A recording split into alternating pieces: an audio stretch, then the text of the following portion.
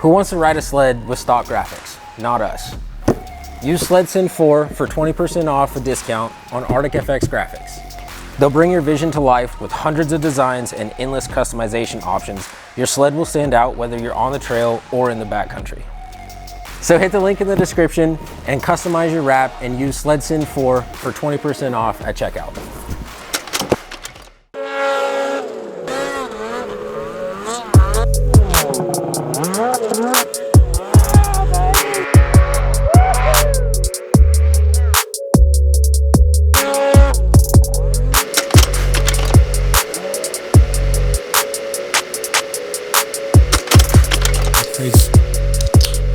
Yum. Yeah, set the tone. SledSend listeners, welcome back to the finale, the last episode of season 4 for the SledSend podcast. Appreciate you guys being here, whether you're new or you've been here since the beginning. And appreciate you guys, regardless of what platform you're on, whether you're watching or just listening. Yeah, so this episode, unfortunately, we're missing a couple of the boys. We are missing Shae, and we are missing Kobe. We are hopefully going to try to place some phone calls to them to get them in, at least audio-wise. But yeah, so this episode, Jose, Jeff, and myself. This final episode, I don't know. This one might be kind of a long one. Depends. We've got a variety of topics to discuss, and let's just kick it off now. 100 men, one gorilla. Who you got, Jose? I'm taking us, dog. You put the 5 of us in the mix of those 100, it's game over. We don't need 100. We just need 6. We need one guy to sacrifice, and the 5 of us will take care of it. I think it's 100 men. I mean, the first 15, 20 people will probably die. But I think the gorilla will get worn out. Yeah. If there's a good strategy. If it's in the jungle, though, if it's in the jungle of trees, home base, gorilla's going to win, I think. Because it can strategize. It can climb up in the tree, come back down, kick your ass. Are we talking we're talking bare hands, right? Like no weapons allowed, like just straight up. Well, otherwise what kind of a question would that be? Well, then? no, I mean we got them in zoos, so. No, like of course. If we were in the jungle, like could we rip a tree limb down, sharpen it real quick, and get a spear? Oh, I never thought about that. I'm saying. Are we talking straight up? We're gonna duke it out, or are we gonna all right? You guys are locked in this dome, like King Kong's kind of dome in the movie, and you got trees, you got rocks, you got whatever you need. Make what you can out of it. Yeah, but you got 3 hours to survive or kill the gorilla. I feel like if it was just flat land, big open grass field, gorilla's screwed. Yeah, well, yeah. Yep. I bet if you circled 100 people around it, maybe it's smart enough to know not to engage. But if you circle him with 100 people, where does he go? He has to engage. He's cornered. Maybe. Yeah. Maybe. But if there was just a mutual agreement there, just sit down and talk about it real quick. Hold on, guys. There's 100 of you and 1 of me. Yeah. But yeah, I'm going with 100 men, most likely. Have you guys seen I saw on Twitter, someone posted like their top 100 people they'd pick. Number 10 was, it said like my dad when I pass him the wrong screwdriver or something like that. Holding the flashlight in the wrong direction. Yeah. Yeah. That would be another Important stuff. That would be another interesting topic too, is like, where do you recruit your 100 guys? Like, do you get from the UFC? Let's say the federal government came to T. Smith and was like, hey, you and the SledSend boys find 95 other dudes and put a team together. Where are we going to recruit first? What's our demographic going to be? I'll tell you right now, dude, I'm going Home Depot. Dude, I would pick like Pacific Islanders, dude. Oh, that's true. Yeah, some big dogs, dude. There's a couple of Samoans floating around 8s right now. Yeah. Yeah. That's a good point. I didn't think about that. Think about that. Yeah. 100 of them, dude, it's done for sure. doing the haka before they engage with the gorilla. Oh, dude, that'd be wild. Golly. Let's get back on track. Setting the tone for the episode. Important stuff. It's funny how viral that's gone, though. Yeah, we did. I did that at work. I saw that. It was Some of the answers were interesting. Yeah, for sure. On that note, if you had to pick SledSend team versus your Hapo team, who are you taking? And what? In a fight to the death, dude. I mean, 5-on-5 though. It's got to be fair. oh, that's a good question. We could maybe do like a 7-on-5 handicap match. Trying to think of. There's a lot of people that work there that I don't know, so I'm trying to think. Ask that one at work on Monday. Tomorrow when you go, be like, hey, show them a picture of us. Be like, these 5 dudes against any of us 5 in here, or any of you 5, because you're included in our 5. See what they say. I don't know who I'd pick. I don't know. I need to look at our directory, figure it out. Just get on the website and just go by headshots. Yep, probably taking him. Off the people I know, I would take us. That's right. For sure. It's a good answer, because otherwise you're about to get choked out on camera right here. You ain't choking shit out. Oh, dude. Just your chicken. Well, let's kind of touch a little bit on season recap a little bit. I mean, we've kind of all individually have touched on that. Not so much from Kobe because he hasn't been on for a bit. I mean, he talked about it on his last episode a little bit, but let's see if we can get him on the phone.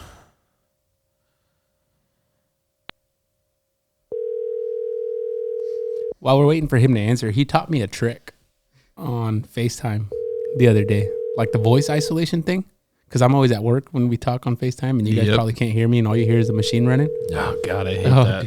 He taught me the voice isolation thing. It's pretty sick. What phone do you have? The 15 Pro Max. I don't think I can do it on mine. I need a new phone. I'm still on the 13. Oof.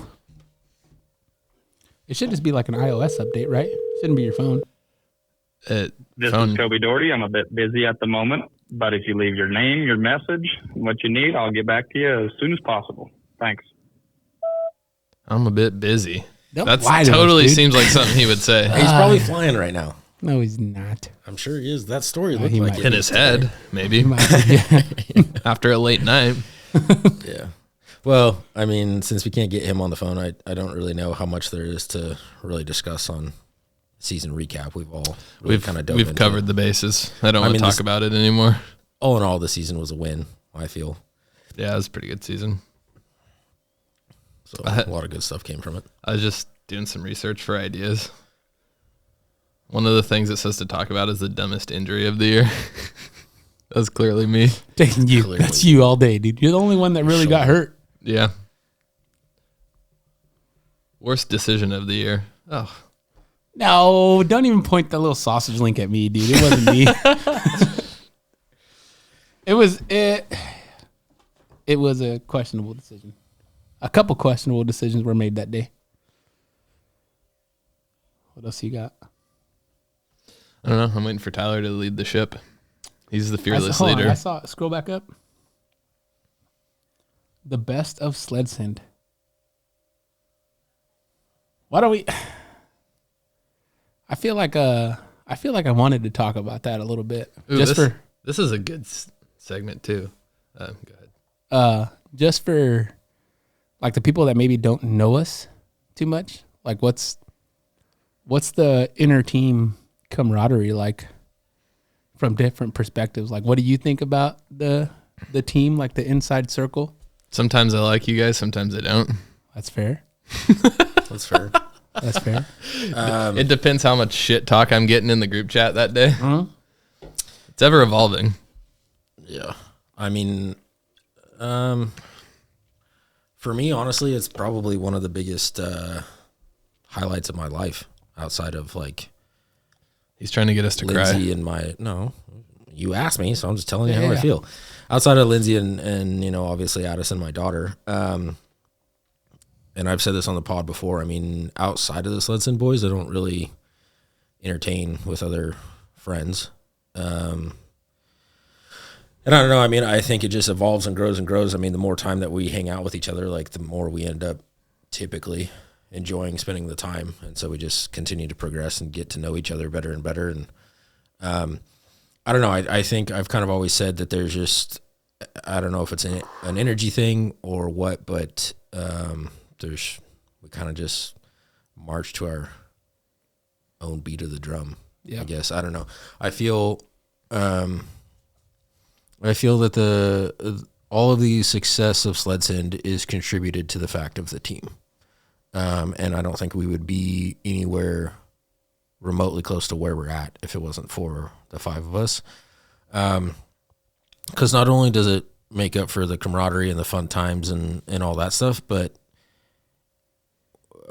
sometimes this is good and bad, but having 5 people involved, you have different visions of ideas or concepts, right? When we're trying to create something maybe like merch, oftentimes it might be better for just Jeff and I to work on things because there's just so many different ideas. But I think with like where SledSend wants to head, feedback on, team rider group, feedback on events, and hey, maybe we could do this and change it to that or whatever, right? Like having 5 different, because we all have different backgrounds. It was kind of funny too. So I just said that I don't really hang out with people very often, but on Friday I hung out with a guy that I used to work with at RDO. I hadn't seen him in like 3 years. So we went to Cake and Cork and had a couple beers and whatever. And so he asked me about you guys because he listens to the show. He doesn't snowmobile or anything, but he listens to the podcast and stuff. And he was like, so what do the other boys do for work? Whatever. Right. And all of us do completely different things, right? And have entirely different backgrounds, but yet we're all united by snowmobiling. And so it's interesting to have such a odd dynamic, but then have that center core focus of the, snowmobiling brings us together.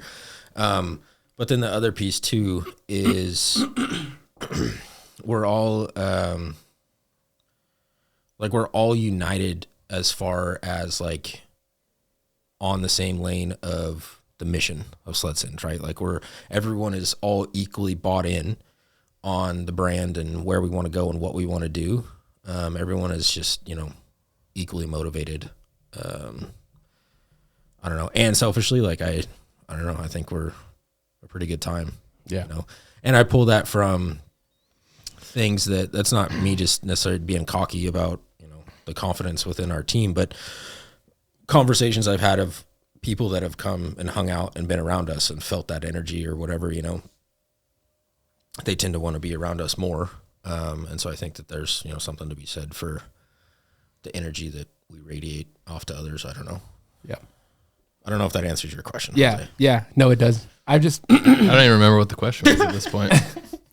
What was the question? How do we feel about for people that don't know us, like describe the camaraderie, I guess, or what it's like between the 5 of us behind closed doors, I guess. Fun. Yeah. It's a lot of fun. Yeah. There's a lot of mostly fun. Sometimes we get a little chippy. How do I say this without cuss words? There's definitely a lot of dark humor. There's a lot of messed up, wild stuff. Correct. But sometimes our humor's screwed up for sure. Some of us can get out there in left field a little bit. He's making direct eye contact with me when he says that. Well, 2 of the biggest instigators aren't even here. Yeah. That's Shae and Kobe. Yep. We can definitely get out there quite a ways, which makes it a lot of fun, but also at the same time, like when it comes down to it, I feel that everybody else on the team respects my word of like, hey, we need to bring it back and focus and try to get this done or whatever. Yeah. But dude, I mean, I think it's pretty cool that not only are we united by the snowmobiling and the SledSend, but I mean, then we can get on Warzone and play Call of Duty together. We can go golfing. Kind of. One guy doesn't get on, Hey, what were you doing? I can't say on the podcast. But because of the friendship and everything from SledSend, it's domino effect into like we're also brothers outside of snowmobiling too, because of, you know, the SledSend stuff. So we all like engage outside of stuff that has nothing to do with snowmobiling too, because of the friendship that's gained from it. I think what's crazy is like, in the grand scheme of things, SledSend is what brought the 5 of us together, right? But I think ever since we've all come together collectively as a group, we're like, I think our friendship has amplified from there outside of snowmobiling, like tenfold. You know, it's crazy. And I think that's one of the things that maybe, I don't know, if you don't really know us like on a personal level, you might not know it, but we're better friends outside of snowmobiling than we are like snowmobile buddies. You know what I mean? Like we definitely, like, our personal lives, especially now, like they're going to start like intertwining more than our snowmobile lives are. Yeah. And I think that's my favorite part about the team is like we came together because of the snowmobiling stuff, but like now we just like our personal lives took over. Like the other day, we got on the group chat and we were pretty much making fun of Tyler, you know, like over under, is he wearing shorts? What are the odds he's wearing shorts, or what are the odds he's wearing pants? What are the odds he's, you know, how many are he drinking Happy Dad? Did he ask the bartender if there was Happy Dads? You know, just that. Like that's my favorite part of the team aspect is like, it doesn't matter. You texted us a picture of you at the baseball game having a good time, and we instantly went to shit talking. Yeah. Like instantly, we was like, "Yep, he's wearing shorts." Yeah. Did he ask the bartender if he had Happy Dads? It was just hilarious. Who said he had to ask Lindsay? What was the remark? It was something about how the scoring was done in baseball or something. Oh yeah, because I got on there and I was like, what are the odds he doesn't know what inning it is or what the score is? Yeah. And then I told you exactly what it was. He texted back and was like, third inning. They've scored 3 touchdowns. They've scored 3 touchdowns and made 4 baskets. Yeah. 2 different sports. But yeah, no, I think that's the best part about the 5 of us is like where our group chat is crazy. Like if anybody ever got a hold of that dude, we'd probably all 5 be in cuffs. We're pretty wild on there. But you'd be in big trouble, Doug. Not me. You started it, dude. Started what? Hey, you started it. Started what? You started texting FN, dude. That was all you. That wasn't me. Just the abbreviation though. Yeah, that's a good point. I did open the other door. I wasn't yeah. Yeah. You fully say it. But on that note, there's listeners on here that I know for sure that I've probably never talked to or engaged with or anything. On that note, we're just some guys from Hermiston, right? Hermiston area. So don't one of us is from California. Correct. And you already know who. We don't need to emphasize. Yeah. But we're just some guys, dude. We're not out of anybody's reach. You know, we're not too good to talk to anybody. Like, reach out to us. Talk to us. If you guys are listening to the podcast and you're like, man, I feel like me and that guy could probably be friends if we hung out or whatever. Well, let's kick it. They might regret that. They might regret that thought with you. Well, I mean, I think that's a good point. Like, we're just some, what I usually say is just some dipshits from Eastern Oregon. We're not anything special. And I don't think internally any of us put each other on any type of pedestal. And it is interesting having conversations with listeners or friends or whatever that in a weird way do put us on a pedestal. Oh, you're famous. I shut that down immediately because it's like, no. Yeah. Like, yeah, we have a platform and we're doing stuff or whatever, but like, we're just some dudes that like to snowmobile and talk shit. Yeah. And I think it's important that we all kind of realize that that's internally our North Star. And I've said this before too, like if I woke up tomorrow and SledSend had 50,000 followers on Instagram, it wouldn't change my personality or my mentality. And I feel that everybody else on the team would feel the same way. Yeah. We would just be excited that we get to reach that many more people with our message. And that's the extent of it. Right. None of that will ever go to our head. Because we all kind of know where we started from, and that's, or base layer. Another Base layer. Another, see what I did there. Another interesting thing too is, as you get older, as you go through, like, we all have the cycle of friends. You know what I mean? Like through high school, and then you grow up and don't talk to most of them. Hit your 30s, don't talk to most of them. Have kids, get married. Things change, right? And the calendar begins to get pretty booked up with stuff. And I think it's, I don't know. For me personally, like, I just cherish being my age and in the position that I'm in, and to have like some real legit buddies that I know I could count on, regardless of what I'm faced with. You know what I mean? And I think as like a man, that's important to have that in your life, Yeah. Another thing I'll say too, just for anybody that doesn't know, just because my buddy on Friday, he asked me this too. He was like, so how did everybody get introduced to SledSend? We've never really talked about how that came together, but so I'll speak for Jose. I'll let you say how you got introduced to us. But I mean, for anybody that doesn't know, Jeff, I mean, do you want to say how you and I were introduced? For better or for worse? Why did you just look at me and scoff? I didn't even say anything. I don't know. High school? Yeah. I mean, that's literally it. Man. Oh, you want to... For some reason, there's this memory of Tyler stuck in my head. It was at a party. Oh. In high school? Yeah. Yeah. At Yvonne's. Oh, yeah. And he was wearing all white. All white. Oh. Everything. And that's like the main thing I remember about him in high school, is that moment. I used to have a pair of white pants, and I used to wear them. All white everything. I think was known for that. I literally think he had white shoes on too. Yeah, probably. The resort I was just at in Mexico had a white party, dude. You should have shown up for that. Yeah. Flown out for the day. Yeah. You weren't allowed?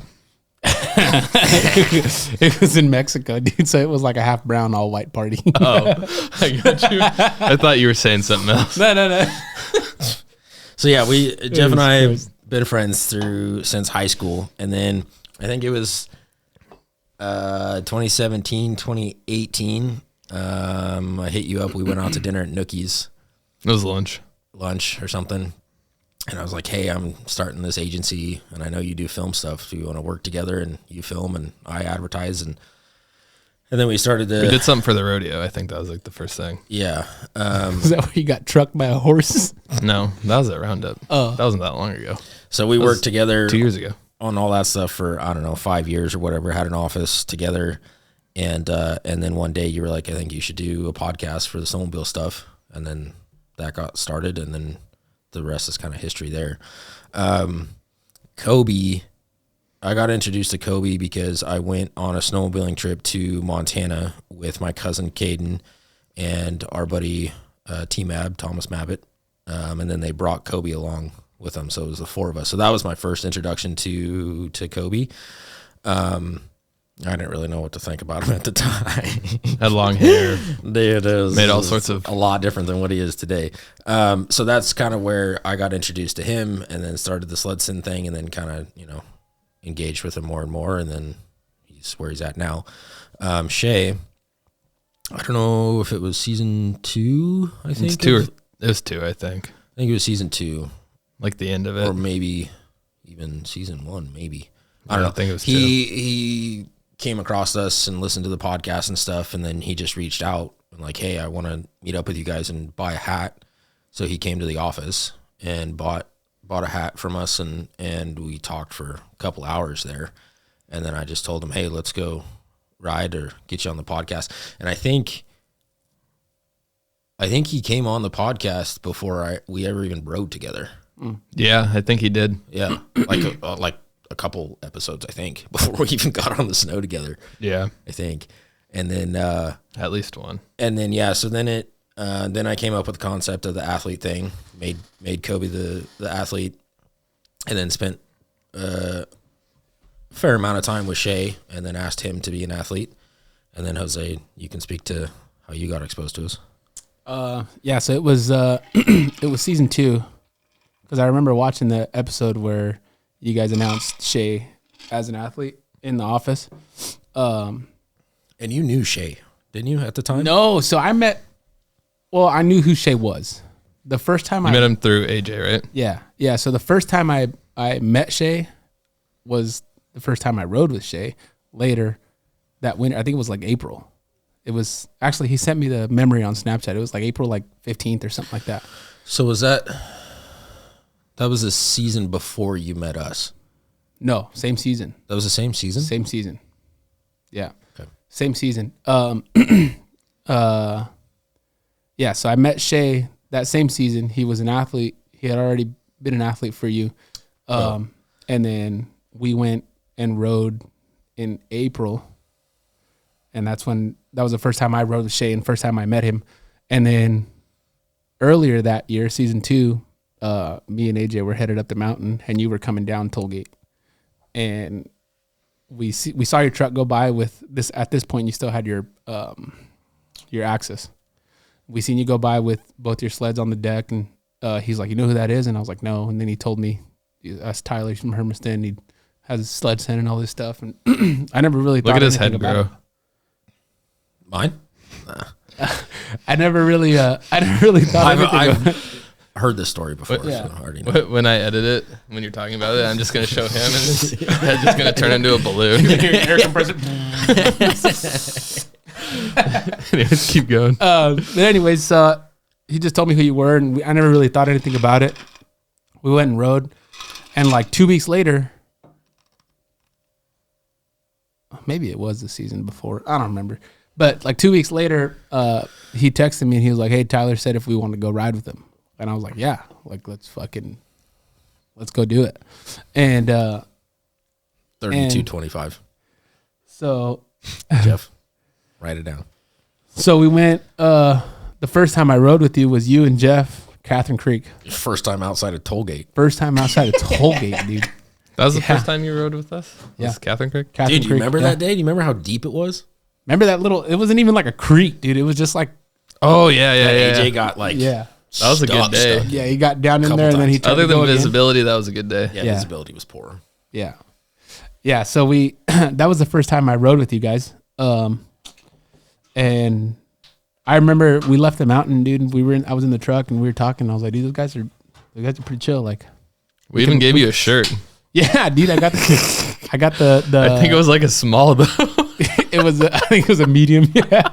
He pulled it out, and I was like, "What am I?" In my head, I'm thinking, "What am I supposed to do with this?" Do you still have it? Yeah, it's still in my closet. Dude. Oh, man. We got to do an episode where you wear it as like a crop top. Yeah. Yeah, it's still in my closet. But yeah, I remember on the way back home, I was like, "Dude, we could probably hang out with those guys and ride with them again." We didn't end up riding with you guys anymore that year. The next time I rode with you guys was our first ride of season 3 in Tollgate. And we went up, we rode out of Morning Creek, and there was a good group of us, I think. God, how do you remember this stuff? Just random little Yeah, stuff. I think I don't remember that. I think your dad was with us. I think Thomas Mabbott was with us. I think The Blake Betts was with us. Matt Lewis was there. Matt was there on his Gen 4, Yeah. the tan one. Mm-hmm. Yeah. Oh, I do remember that day now. Yeah, there was a handful of guys there that day. But that was the second time I rode with you guys. And then not too long after that, dude, I remember I was at work. I was sitting in a dump truck in a Pizza Hut parking lot. And Dude, this guy remembers everything.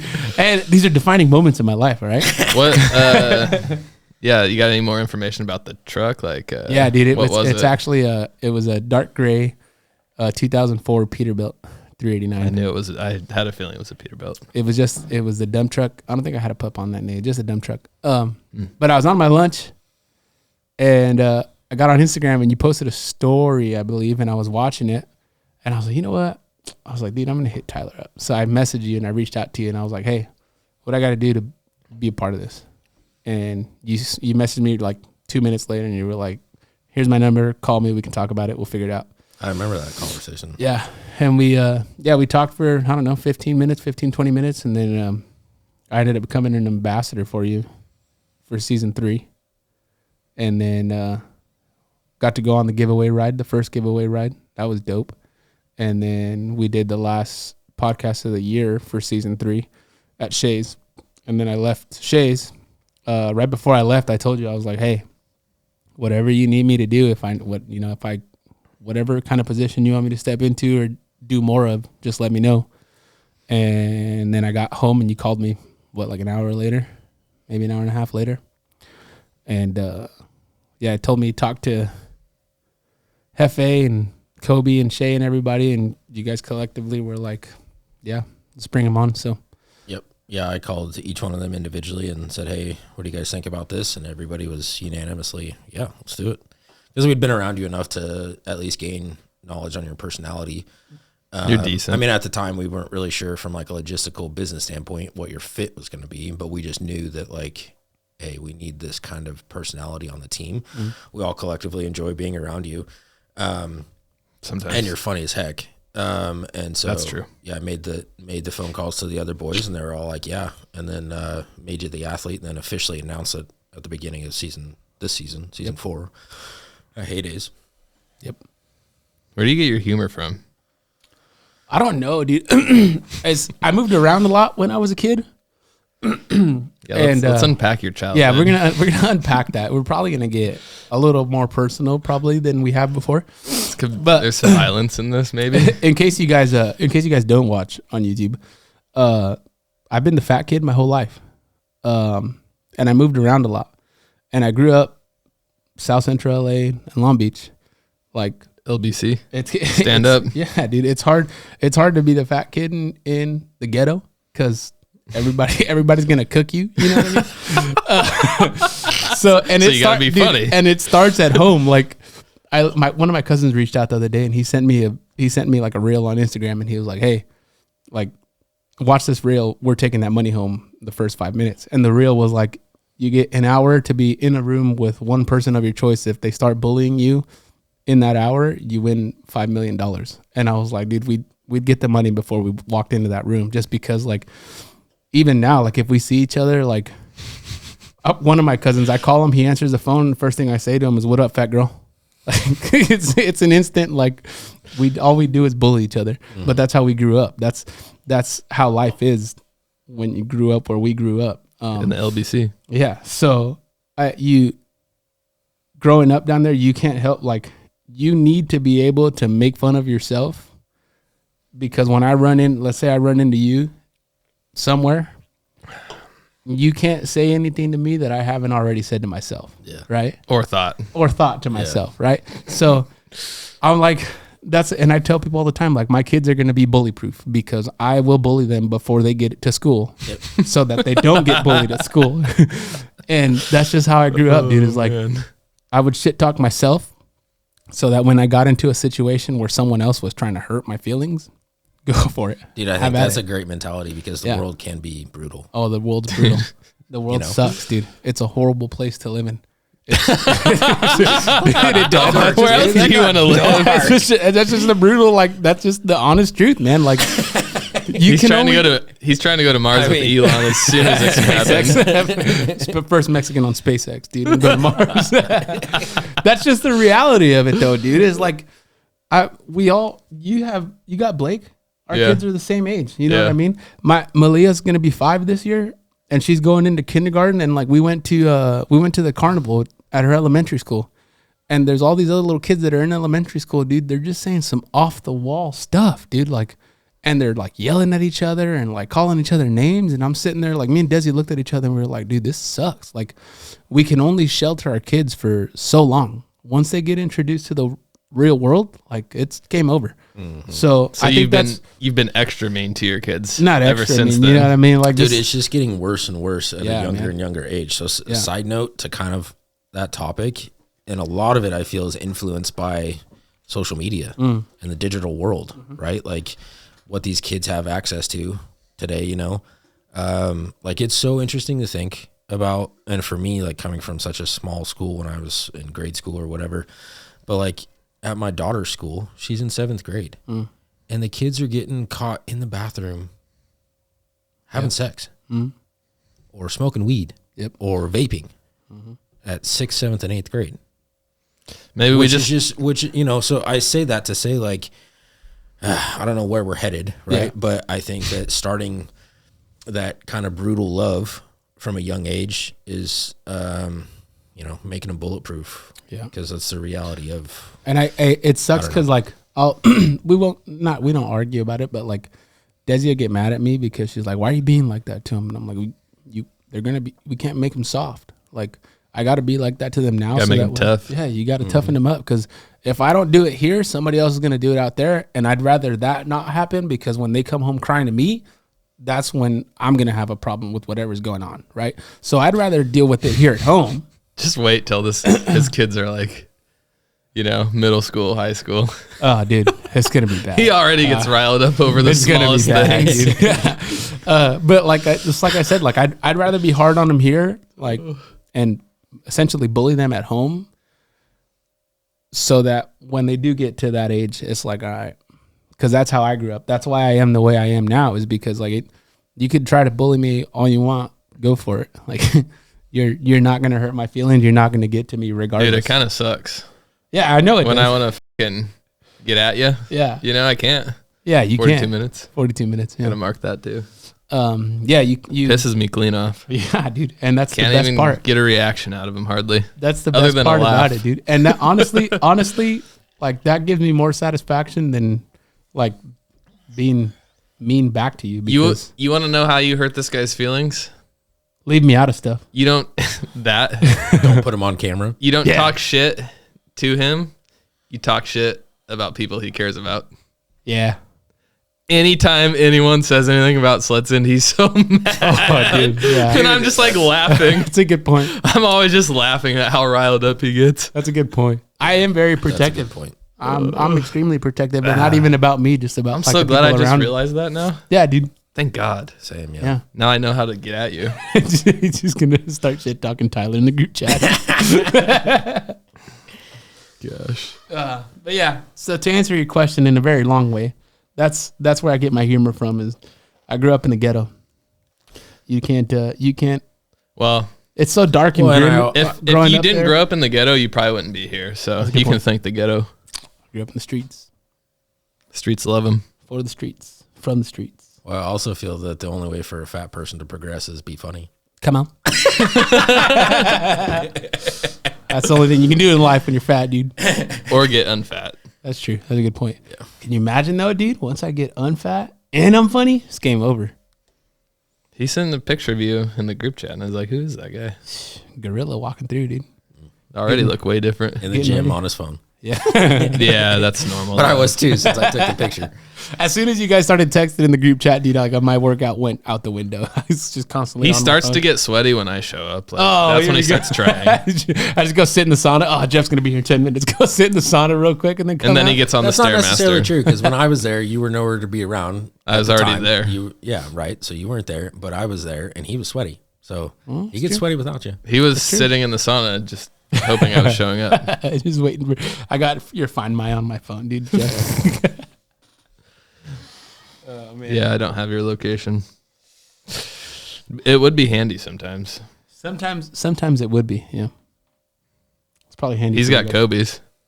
You have Kobe's location? They've got like a special thing Bomb. going He or just something. he shared it with. I don't share mine with him, but he Well, that's he rude. shared it with me What the just for something 44. for I don't know, snowmobiling, just for like a safety thing. But it's funny, bro. We could actually do this, because We could have a SledSend group. when it's live, I'll tell you right now if Kobe's flying, because he's over a field and he's doing back and forth live, so you can see it. Nope, see, he's at the shop. He's and He's he not didn't flying answer. right now. and he's not answering. He's at the shop. Text him and be like, "Yo, I know you're at the shop." He's at his Answer. house, actually. At the shop. Oh, he's in his bed. We know why he's not answering. Phone's on D&D right now. That's funny. One of the flying brothers is there with them or what? Dude, if we want to do some, Did you mention I don't want something to about? I don't want to say this because then it's just not going to give us any breaks. But I have some good episode ideas here for summer. You mean it's just not going to give you any breaks? You want the 5 months off. Dude, it's not even 5 months. Yeah. We still have to have strategy meetings and stuff. Yeah. It's not as much work as this. The mountain shows you who you are. It's a good topic right there. Again, you can't bully me. I already know I'm fat. I know I can't breathe at this altitude. Dude, the only round table reflection, what the mountain took from us and what it gave back. It took an 850 from me and gave me a 900. When the snow melts, who are we? I was going to say something. Takes me back to my roots. These are topics maybe for the summer. Ego dies at elevation. Oh, that's a good one. Yeah. Oh, that's a really good one. Yeah. For some. Yeah. For some. Yeah, some can't recognize that. Yeah. I don't think it would be a bad idea to try to do a couple this summer. We've done it once, I think, like once a month. We've done that in the past, but everybody always, any feedback I've ever gotten, people want something through the episodes through the summer. Yeah. It's just been hard, but I mean, I think it's a little bit easier now because of Jeff's spot, right? Like, yeah, but you guys all go out of town, like. Yeah, and you need to get a swamp cooler up here before we do anything in the summer, dude. You need something in the window. The walls are just wet. Oh, man. You're going to be in here like a sauna, dude. We're going to be in here shirtless, just leaking all over your carpet, leaving wet spots. Dude, I'm pretty sure, I don't know what Shae spilt over there, but there's a little stain right under. Is there? Yeah. 1 month in and you already got stains in here, dude. Thanks, Shae. Look at all the paint off the wall. That's crazy. Yeah, dude. You had mentioned a topic of the best moments of SledSend or something. Just now? Oh, no, I brought that up before I asked my question. The best of SledSend, like the season recap and the behind the scenes and stuff. That was the very first thing we talked about. That's when I got into like the group chat, because I think that's the best part for me is like our camaraderie outside of the pod and everything. Dude, what's going on downstairs, dude? All right, here's another one. Well, let's ask. Hold on, though. I want to touch on that. What was that noise, though, is my question. Do you need to go check? I would go find out if I was you, because there might be 4 kids laying on the floor. There's only 3 here, but... Oh. Well, 4 once you go down there. Technically, there's 6. Us 3 down there. So, I mean, not to piggyback off you, Jose, or to steal your idea, but the best of SledSend for me is the team. I mean, that's the highlight of SledSend. That's the highlight of my life, honestly. Just because I value that friendship so much, you know. I don't feel that there's anything that any of us could face in life that we wouldn't be able to reach out to either everybody or at least somebody on the team to help us through that situation.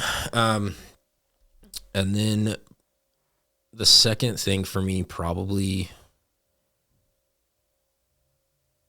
would be the impact that we have had on the team riders. Yeah. Especially those last few calls. The vulnerability, the impact, and just like the phone calls that I get today after the calls have ended. You know, we'll get into it a little bit more too, but like, I think there's a lot to say for a grown man to place a phone call to me who is struggling with relationship issues. Mm-hmm. And we spend hours on the phone talking through that. Mm-hmm. And relating it to childhood trauma, and their willingness to be open to start doing things or changing how they look at themselves and how they look at life, eagerness to start making themselves better, journaling, meditating, reading books, what have you. So it's interesting that a conversation like that has come from the baseline or the base layer of snowmobiling, and then it's progressed to that level, you know?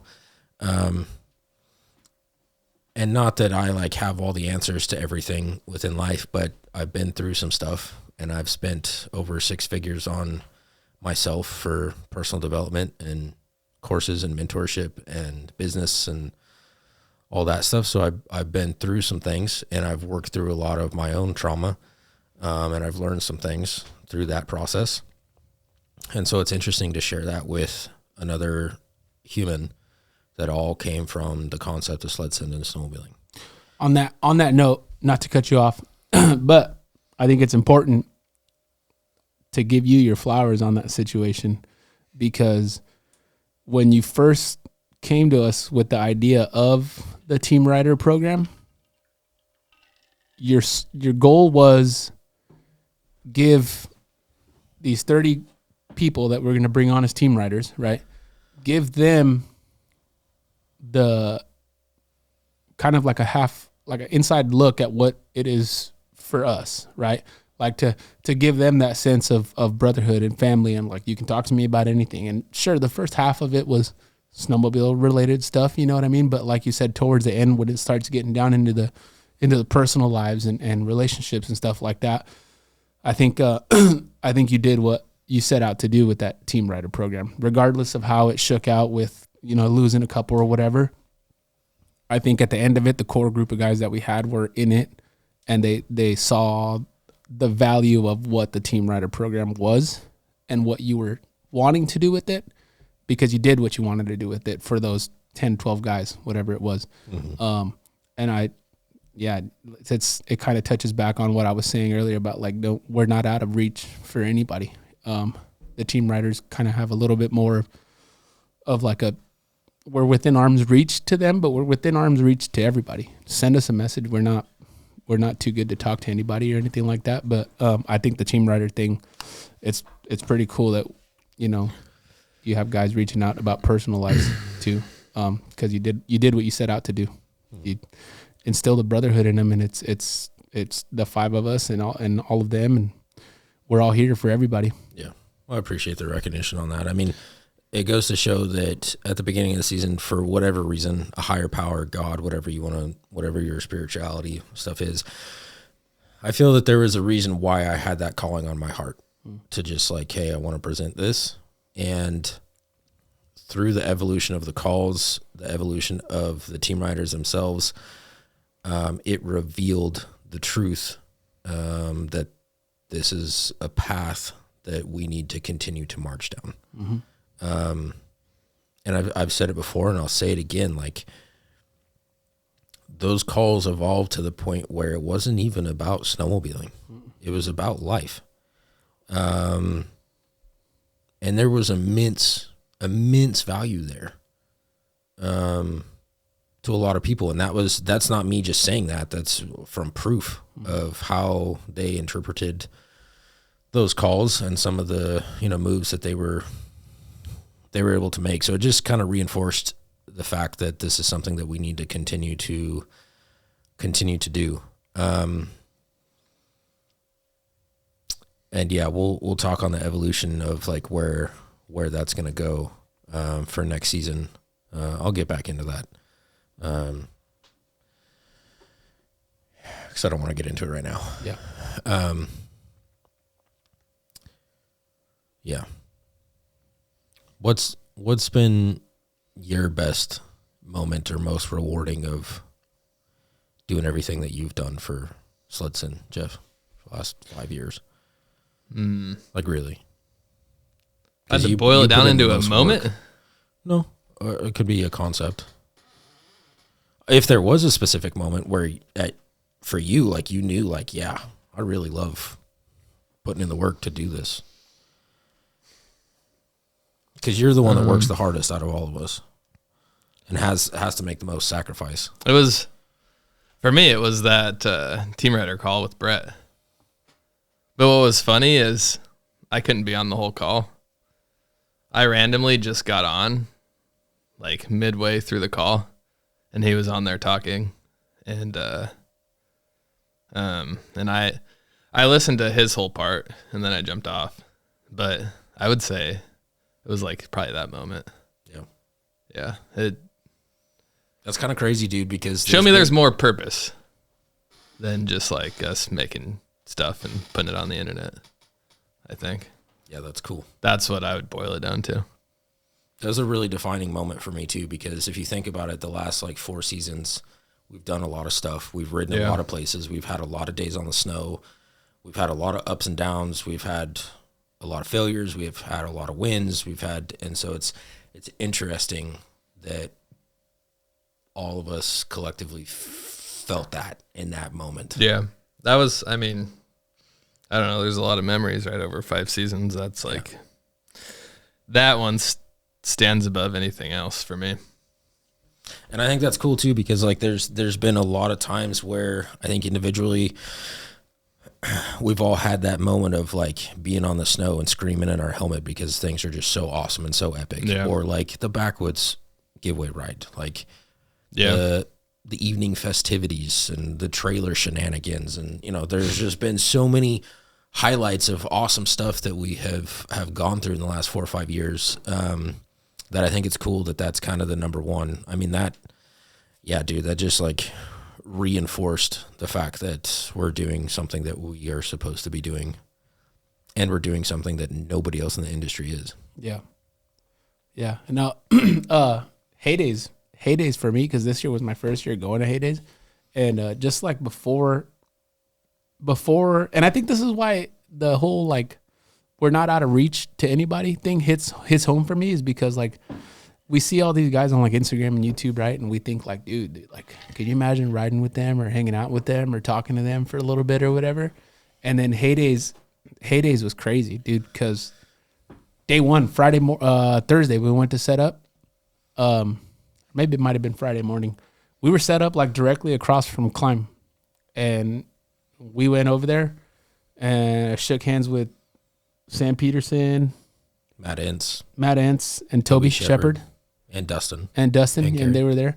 And it's just like I was shell shocked, right? Like I was sitting there looking at these guys, and they're all introducing themselves, you know, like saying their names, and I understand like it's like the polite thing to do, right? Like you're introducing yourself, but like in my head, I'm like, dude, I know who you are. You don't have to tell me. Yeah. And then just fast forward right to the next day. I started just shaking hands with Dan Adams came to our booth, and he was doing that Arctic FX thing, right? So he was like in content mode, and then as soon as the camera shut off, he just turned into one of us. Mm-hmm. It was like at the snap of a finger, he turned into one of the boys that we were just sitting there talking and just having a good time. Later that day, we go to get a burger, and we sit there and we talk to Chris Brandt. Yep. Him and Ryder were sitting there getting food. Mm-hmm. And it's just like, dude, like this is, it goes back to like we put people on pedestals, right? And like granted they should be on a pedestal for what they do in the industry, right? For their accolades. Yeah, for their accolades. But at the same time, like they're just dudes too, you know what I mean? Just shake their hands and talk to them just like us. We're not, you know, I'm not saying we're Dan Adams, Chris Brand, or any of those guys, you know what I mean? But we're in our own lane. Yeah, we just like them, reach out. I talk to people that I never thought Ponzer. Yeah. I talked to Ponzer. Yeah. Chase. Talk to Chase, you know, like just guys that I didn't think I would ever have any business like talking to or having a conversation with, and here we are. From my perspective, to get you to heydays was really cool for me because you're relatively new to the industry-ish, right? And so I had already been to heydays a few times, right? So I knew what it was going to be for you and Shae. And it was really cool for me to see in real time not that you needed to be bought in on SledSend or anything, right? Like you're already committed, but I think that heydays showed you the importance of being a part of the industry. Yeah. Like I think it really solidified for you, like, all right, yeah. Yeah. And seeing where SledSend's at and where we can go and just, you know, meeting the people and all that kind of stuff. I think that weekend really solidified for you, like, yeah, I'm going to be a part of this. Yeah. So, and I think that was cool everything, all the events that we do, like it just amplifies that tenfold. Yeah. McCall with Luke, Chet, Ryan, Bo, all those guys that were there, you know, Jaden, like, it's just like, dude, this is the opportunities that we get through this are sick. Yeah. Like it's so much fun. Like not just like Granted, it's a lot of work, right? Like I had to come pick Jeff up and deal with him for an hour and a half, trying to get him out of the house. But it wasn't an hour and a half. Dude, oh my God. He texted me. We were supposed to leave that Thursday night. He said, I'll be home and ready by 5. So I left work at like 3 to get ready. I had all my stuff packed and everything. For McCall. For McCall, yeah. Oh, wait, I was thinking of Albany. No, no. Yeah, That was so annoying. No, for McCall, he was like, dude, I'm going to be home and I'll be ready by 5 so we can hit the road. I was like, all right, cool. It just so happened that Luke Youngberg was hitting the road, like passing through Hermiston at the same time. And so I told him, I was like, perfect. I'm going to go pick Jeff up. We'll caravan, I'll follow you and we'll stay together because you guys had called and said that road, as soon as you get off towards like Weezer or whatever, was super icy and super bad. So I told Luke, I was like, we'll caravan there, and that way there's no cell service. So if anything happens to you, if anything happens to me, we'll know. And so Jeff was like, yeah, I'll be ready at 5 and we can leave at 5, dude. I'm at my house at 5 and he texted me. He's like, I'll be ready at like 6. And I was like, oh, here we go. I didn't get off work until I don't know what time. So then 101:25. So then like at 5:30 he goes, maybe more like 6:30, 6:45. So at this point I was like, you know what? I'm just gonna go over there and I'll help him load up whatever he's got ready. So then I came over here and I helped him load up what he had ready. He had to take Blake over to his dad's, and then he came back and we finished loading up. But I don't think we left till like 7. Around there is when we started taking off. So I really don't care because you guys all have way less responsibility than me with shit to bring, other than maybe Tyler. Yeah, that's true. But honestly, I still bring more stuff than Tyler, I think. Yeah. So you can say all you want. Without all of that equipment and all that inconvenience, you wouldn't be here right now, and neither would he or I. We still don't have. And I would be outside in the sun doing something else. What's Angie? Oh, Angle. Holy shit. I did make a joke about you not being able to read couple episodes back. We could. I thought it was in Spanish. Unless you have something, Jeff, we could call in Shae. Everything I have is super deep and could be a whole episode in itself. We could. All right, let's try. Hey, what's up, guys? We're here at Heydays, and I'm standing here with Dayton from Albany Lodge, and he's going to tell you a little bit about what they have to offer. Hey guys, so we're a certified Polaris Adventures outfitter located in Albany, Wyoming. We have 13 cabins and 9 hotel rooms. We offer a fleet of sleds in the winter for rent as well as in the summer of side-by-sides. If you guys are looking to do something a little bit different, we offer guiding, fishing guides, all of the above. At the end of the day, get dirty, get tired, stop in the bar and grab a drink, get bites to eat, have a good time. Heck yeah, and be sure to use SledSend 4 for 15% off the lodging and their entire rental fleet, whether you're here for the winter to ride sleds or in the summer for side-by-side. All right, Shae, right now let's talk about TOBE. Shea butter. What went down? See if he answers. Let's talk about Tomas, dude. Why don't we just call him? You got his number? No, I don't. What's up, buddy? What's up, dude? Shea butter. You're live on the pod, dude. Oh, what's up, guys? How are you? Good. You got a second to talk, or is it bad time? No, you're good. I'm probably good timing. I'm cursing my brains out right now trying to get this enclosure on this thing side by side. You just got to take a step back, breathe for 15, 20 minutes, talk to us, and then have a good reset here. Yep. Have a drink. That's perfect. Good thinking. Yeah, so we've been on for about an hour so far, covering a lot of topics. Nice. But Shae, we wanted to talk about the latest, newest, most recent update with TOBE and Tomas. And, oh, goodness. And being that you're a TOBE ambassador this last season, let's just start it off with, because I don't know, if you want to tell the listeners and viewers maybe that haven't seen what happened, if you want to start there with what happened, and then we can kind of dissect it and give all of our thoughts on it. Yeah, so essentially the quick version of this is it sounds like investors kind of came into TOBE and voted the founders out, really. So these investors, it doesn't sound like they ride or anything like that. Doesn't really sound like they have the riders' best interest in mind. voted Tomas out, voted his wife out, voted another founder out. Then pretty much told him, your services are no longer needed. And now Tomas, so in case anyone doesn't know, Tomas, he was the one that actually invented TOBE. It's kind of wild to see. I think he's invested 20 plus years, I think is what it was. I think. Yeah, 25 years into TOBE. The TOBE itself is literally the first two letters of his first name and the first two letters of his last name. Like, nothing crazy. But the fact that that's what it is, right? It's kind of like part of that's stolen now as well. Mm-hmm. So super, super, super weird. Not really sure how well that's going to go over in the snowmobiling industry. I think we all know how tight knit everybody is, and when you hear that sort of stuff happen, it's I don't know, it's a sad day. He poured a lot into it too, so it's kind of, I don't know, lots of emotions there for sure. But huge shout to the team riders and let us know what was going on. You saw a lot of support. I think right now, last I checked, which was I think yesterday, it was like 250,000 views on SnowS Instagram.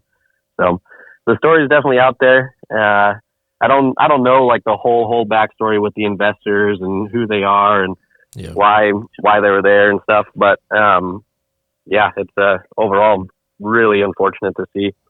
Feel pretty bad for Tomas and his family. That's absolutely not cool. And I don't care what you wear. That's a loss for the sledding industry, period. Sucks. I saw he didn't even get a severance package. Dude, I'm not sure on any of that either. I was reading comments and he said that. I don't know that a severance package would make anything any better anyways, dude. Like that's such a like a heartbreaking thing. I mean, even for me, just seeing that, you know what I mean? Like that was his life essentially. And it just got ripped from him. I would be interested to know like the background of the contracts and the situation. I don't know how they do business in Sweden or whatever. I don't know the dynamic there for him to just be completely eliminated if he gave up ownership or what like the details were. But I just find that so terrible and so interesting that he was just, I don't know, removed. It's hard to really talk about it because we don't really know. Yeah, very like much about it. We only know him, so it's like all we can do is talk about our feelings about it. Yeah, feelings don't really mean anything in business, unfortunately. I think it's terrible for me specifically from the perspective of I've never I'm a climb guy. I've never utilized anything TOBE. I've never worn anything TOBE. But one of the funnest episodes that we've ever done was with Tomas. Yeah, at Heydays. Yeah. I mean, the dude didn't even want to talk about TOBE. He just wanted to talk about snowmobiling. And we walked away from that episode and Jeff was like, dude, oh my gosh, like he is an absolute stud, the personality. And then obviously our relationship with Tori when she was with TOBE. Yeah. Tori is one of the baddest sledding chicks that I've ever met in my life. On and off the sled. I mean, Tori's just a stud, and so it sucks to see, like, because I feel like that time with Tomas really kind of peeled back the layers of seeing what was on the inside of TOBE, the personality and the people on their team and everything. It's just such a change. And I don't give two craps what you wear. And this is coming from a climb ambassador. Like, that sucks. Pretty crappy. I feel really bad for Tomas. That sounds like there was some possible disagreements between the investors and where they wanted to go and Tomas, and I think what his standards were. I'm sure it all comes down to money, right? That's probably where the there's with any corporation, right? Like the profit margin, your ROI is pretty much how they delineate anything.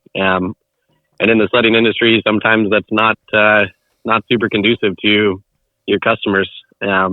I think that was one of the greatest things about Tomas and TOBE in general is, they were riders for riders, or they are riders, I guess, for riders. And there's a lot to be said with that and the hard work that they pour into building such a quality product. Yeah. So I bet it backfires.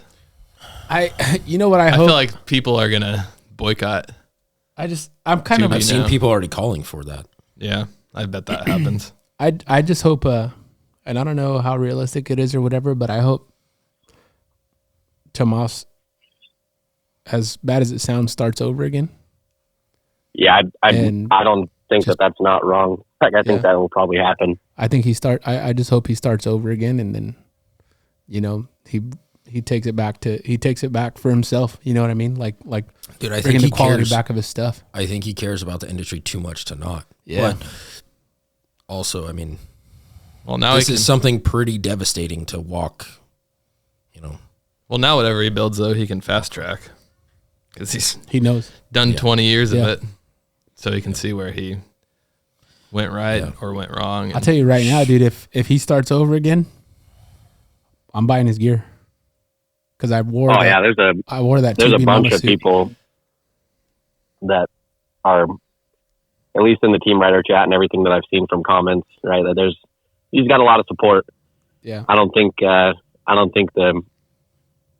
post Tomas TOBE era is going to go well for them. Yeah. Yeah. The weekend I bought my monosuit now, I sold my old gear and I was going to go ride with Shae the day after I sold all my old gear. And he was like, hey, I got an extra monosuit. You can wear it. So I rode that TOBE monosuit with that TOBE monosuit. And dude, to this day, I tell Shae like, hey, when are you going to let me buy that thing off you? Can I buy it off you? And I like that TOBE monosuit a lot. Now that's going to be one coming, but that's going to be considered OG TOBE now. OG TOBE, grandfather TOBE. Yeah. Shae, can you speak to, with everything going on and your involvement in that group chat and everything, can you speak at all to your future? Yeah, I don't think that there's even if like TOBE itself were to reach out and be like, hey, we still want to keep you on.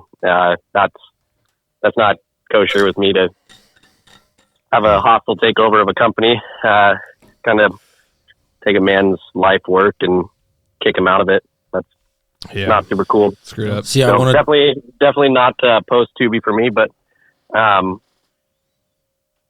that, I don't know. Everyone's kind of staying in contact on the team riders chat, obviously. Lots of support for Tomas. So, if something does start up, wouldn't be about getting, free gear or discounts or anything like that. I think at that moment it would be about supporting someone that actually like truly loves and has a passion for the sledding industry. Those are going back to our last podcast. Like, that's probably one of the better ways to support the sledding industry is do something like that. So I want to take a second, Shae, and this is going to be out of context for you because obviously you haven't been here the last hour for the conversations that we've been having.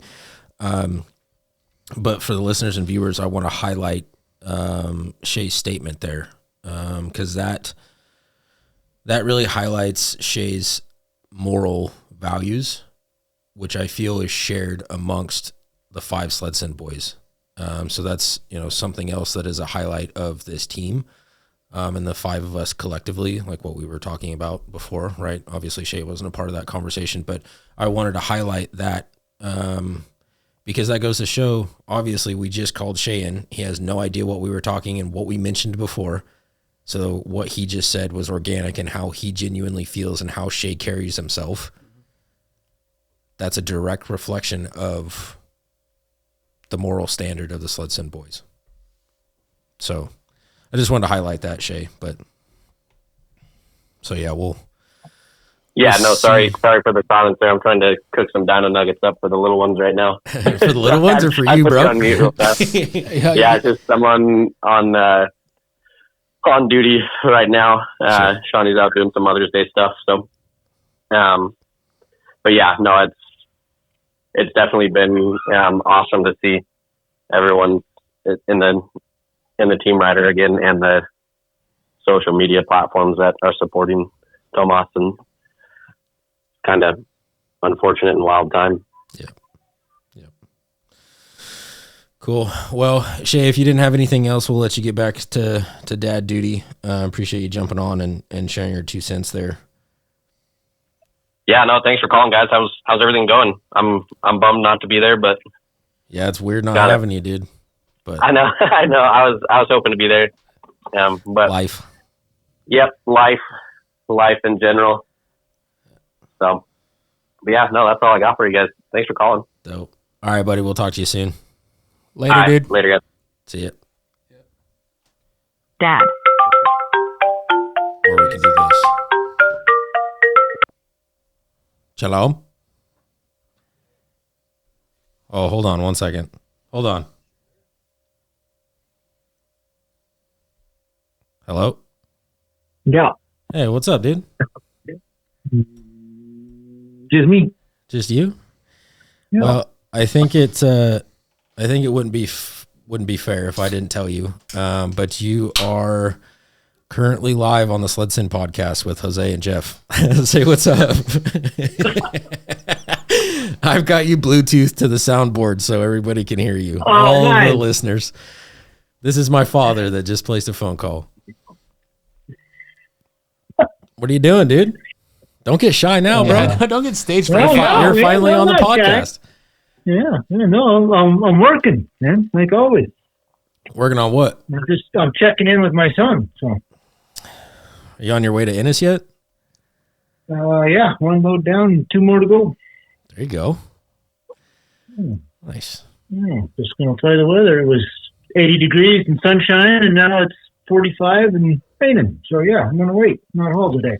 Sounds like Montana. Yeah. Of course it is. Yeah. What are you hauling? What are you moving? Heavy equipment. Oh. Excavators, haul trucks. Oh, nice. Got a new job starting up? Yeah. Starting a continuation of Odell Creek. So yeah. Nice. This is a blue ribbon trout stream.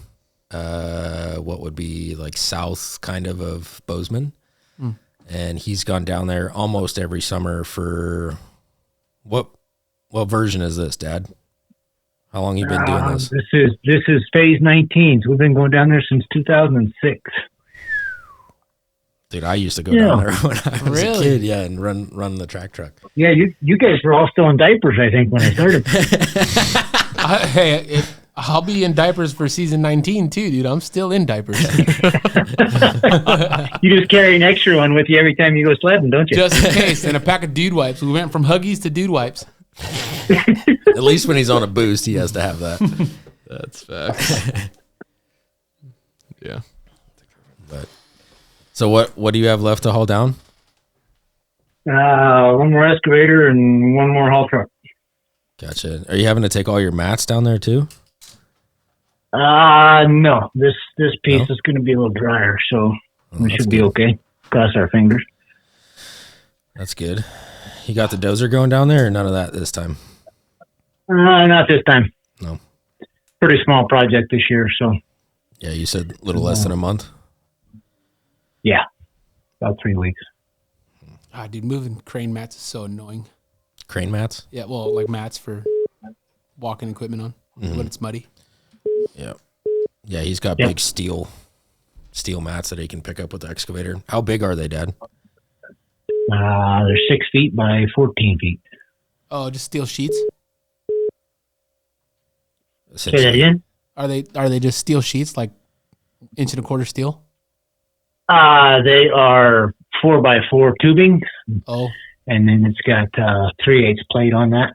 Oh, nice. But there's a hole in the middle of it, so I can pick it up in my bucket. Oh, perfect. Move them. It's Nice. because it's so marshy. Yeah. Yeah, it's better than putting like a plate picker on them. A little square deal and just slap it in. Got to find the hole every time. Something like that, Yeah.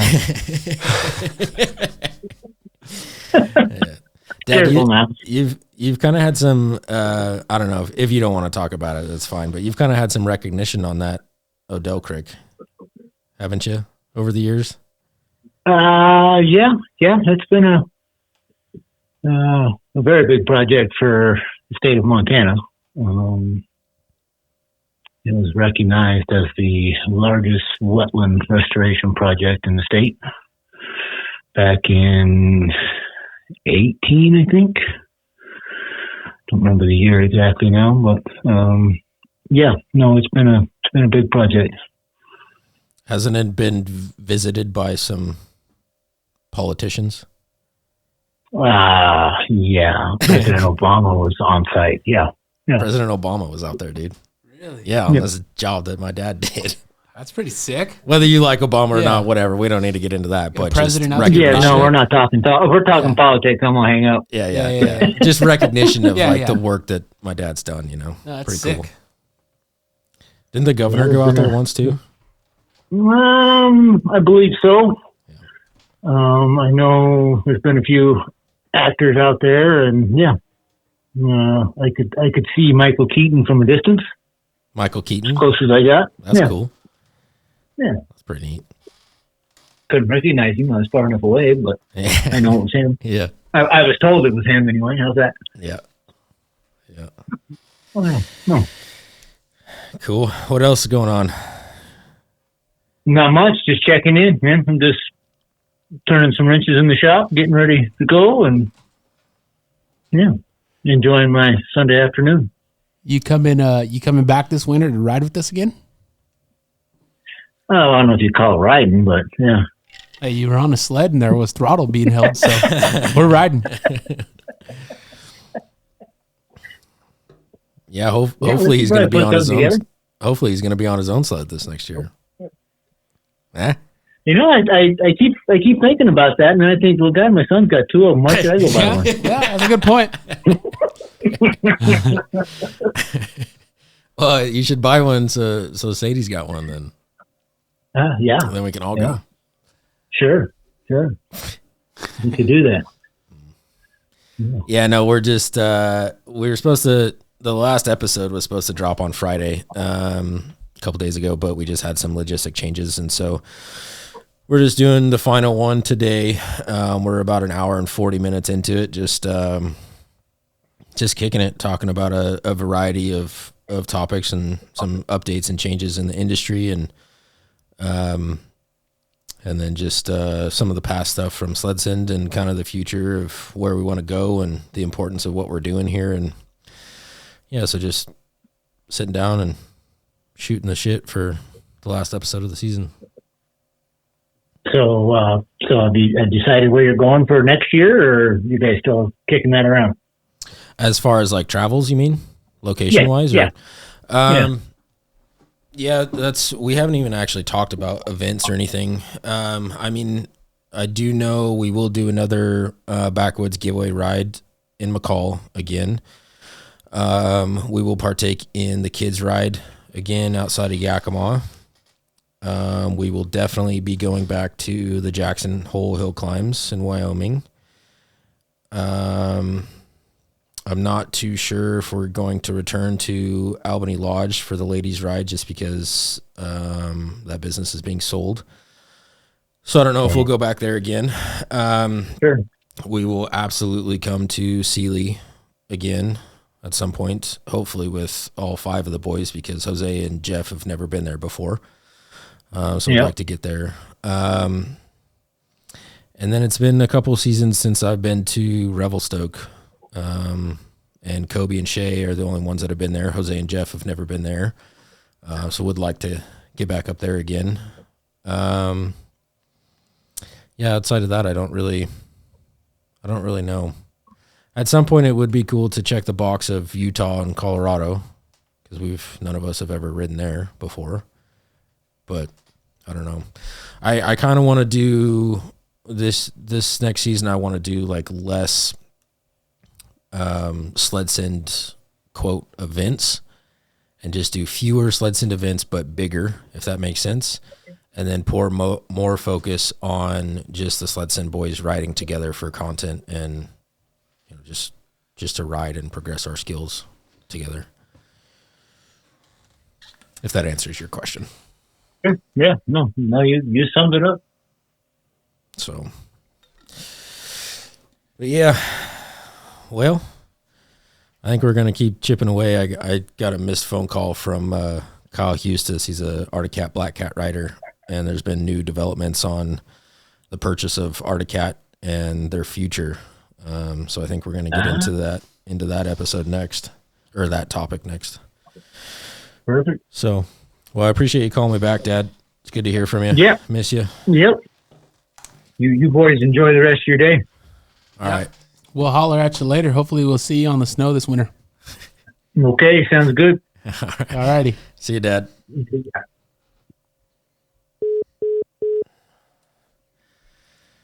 All right. You know who else would be kind of an interesting opinion to talk to about this whole Arctic Cat stuff? Frank. Yep. Yeah, so Kyle did just call me. We have like a max of probably 45 minutes of card time left. That's Why do you put a limit on us, Hefe? all right. You go buy. Hey, How much time? you go buy $600 SD cards, Whoa. and then we won't have a limit. Easy. Yeah. Easy. Nice, dude. Just got a Airbnb request for $4,500. Nice. Let's go, baby. Okay, you got some Arctic Cat stuff pulled up there? It's like a freaking article. I just want.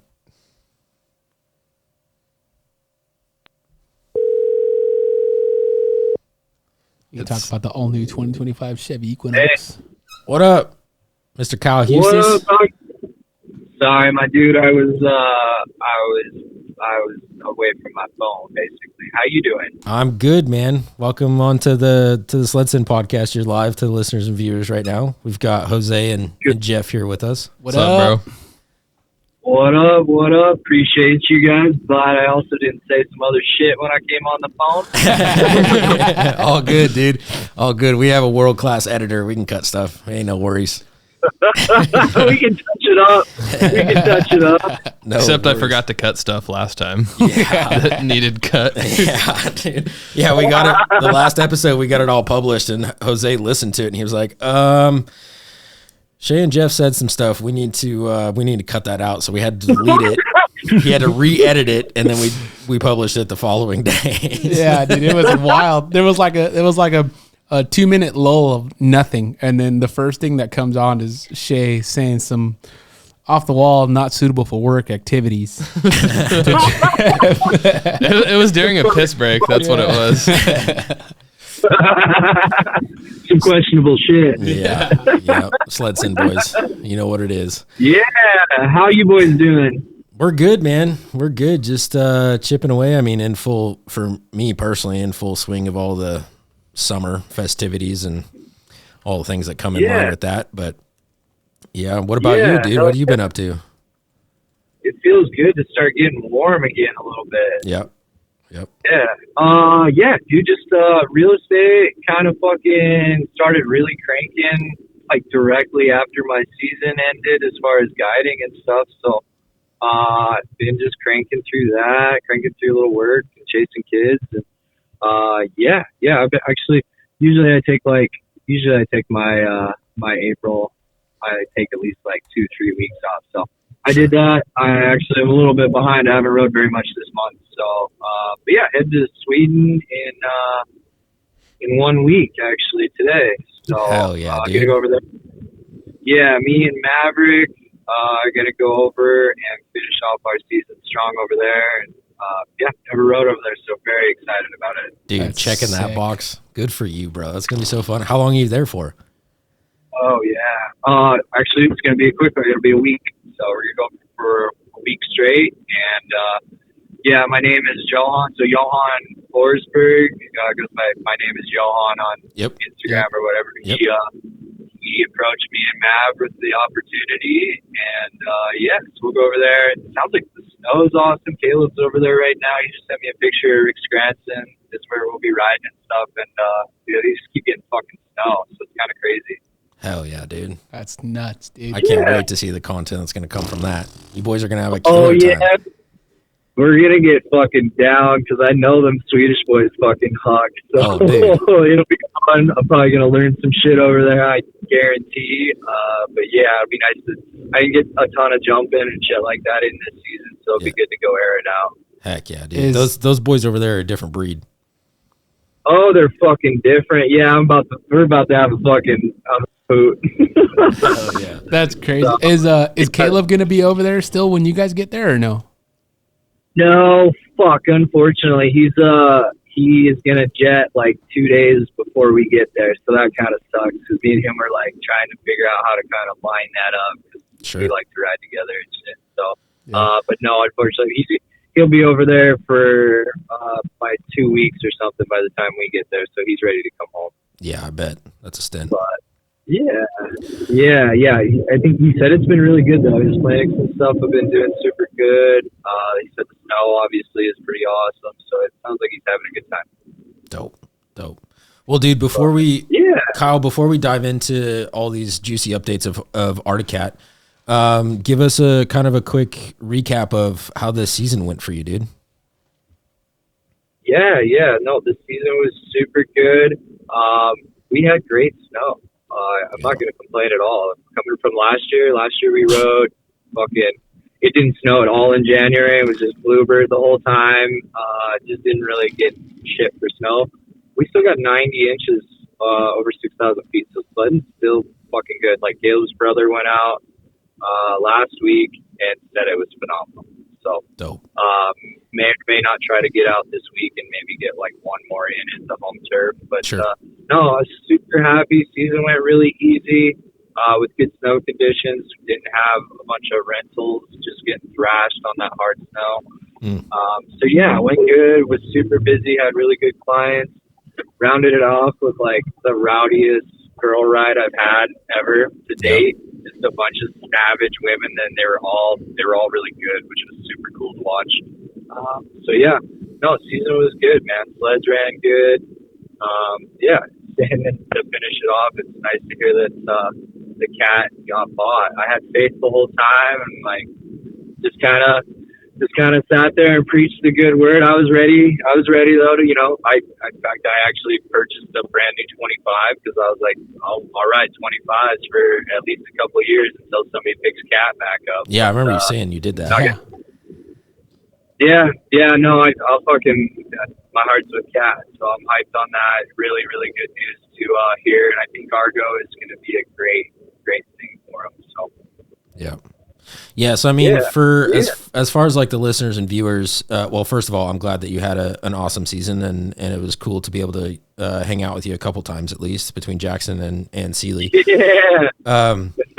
So I'm glad you had a pretty killer season. But for the listeners and viewers, I mean, if they're living under a rock, they might not know what's going on with Arctic Cat. But we thought who better than to have a professional black cat jump on here and kind of, give us the scoop. So kind of in your words, Kyle, give us all the new updates and the releases and kind of where Arctic Cat's at and where they're headed with everything in the future.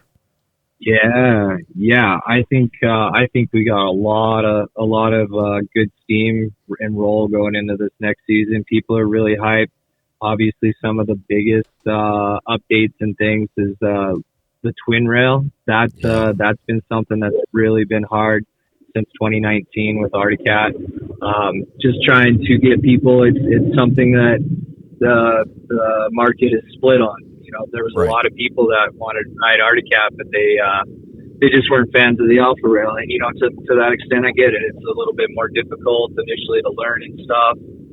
And some people just like a little bit more stability with like that twin rail setup in there rather than knife edge. So so the twin rail, that's a huge thing. Very hyped on that. It's cool. We got a bunch of new models, so it's cool to see like the HCR coming back. Very, very excited about it. And now people can easily take sleds that, maybe even their 25s and things that have alpha rails, and be able to just swap it to a twin rail setup a lot easier now. Don't have to search for the drivers and things like that. So yeah, I think we're gonna have a damn good year. I think a lot of people are gonna pick up Arctic Cat. It sounds like people are very excited, very happy. So it'll be cool to see it come to fruition finally. Yeah. But yeah, and Argo to that, Brad Darling, who's in his investors that purchased it, I've met him before, and he's a really, really good dude, very down to earth, and he's always been an Arctic Cat guy. So I think we're going to be seeing some stuff. Sounds like they're also going to revamp and bring back like the dirt lineup. So maybe we'll start seeing some different stuff here in the UTV market, which would be super cool as well for Arctic Cat. Yeah, so no, my boys are happy. Mav's happy. Dave, Taylor, Riley, obviously he did great. With the Catalyst chassis this year, racing it at Rickshaw and such. So, the biggest thing I think, I'm really, really excited that we got a twin rail. And I've been getting the question a lot. What's your favorite? What do you like to ride? Quite honestly, I'm gonna still run an Alpha at very least on my 146. It just works phenomenal. It's kind of an in-between with that shorter length 146. It feels like a twin rail because there's not quite as much flex to that 146. That makes sense. So you're kind of getting the best of both worlds with it. So I'll definitely run a 146 Alpha, and then honestly, maybe I might try a twin rail in the 154 and run that, and just because it's been 6 years since I ran twin rail. Right. So yeah, just really, really excited, elated that we finally it was a little hard. We were catching a lot of flack definitely for the whole season, as you can imagine. Yep. Whether it was online or from diehard Arctic Cat people, things like that. So yeah, no, it sounds like Arctic Cat's been reaching out to the dealers, getting them hyped up. As you know, you can snow check a cat right now all through May 16th, and it's cheap. You're gonna get a 3-year warranty. You only have to put $500 down as opposed to $1,000 or some of the other brands. Yep.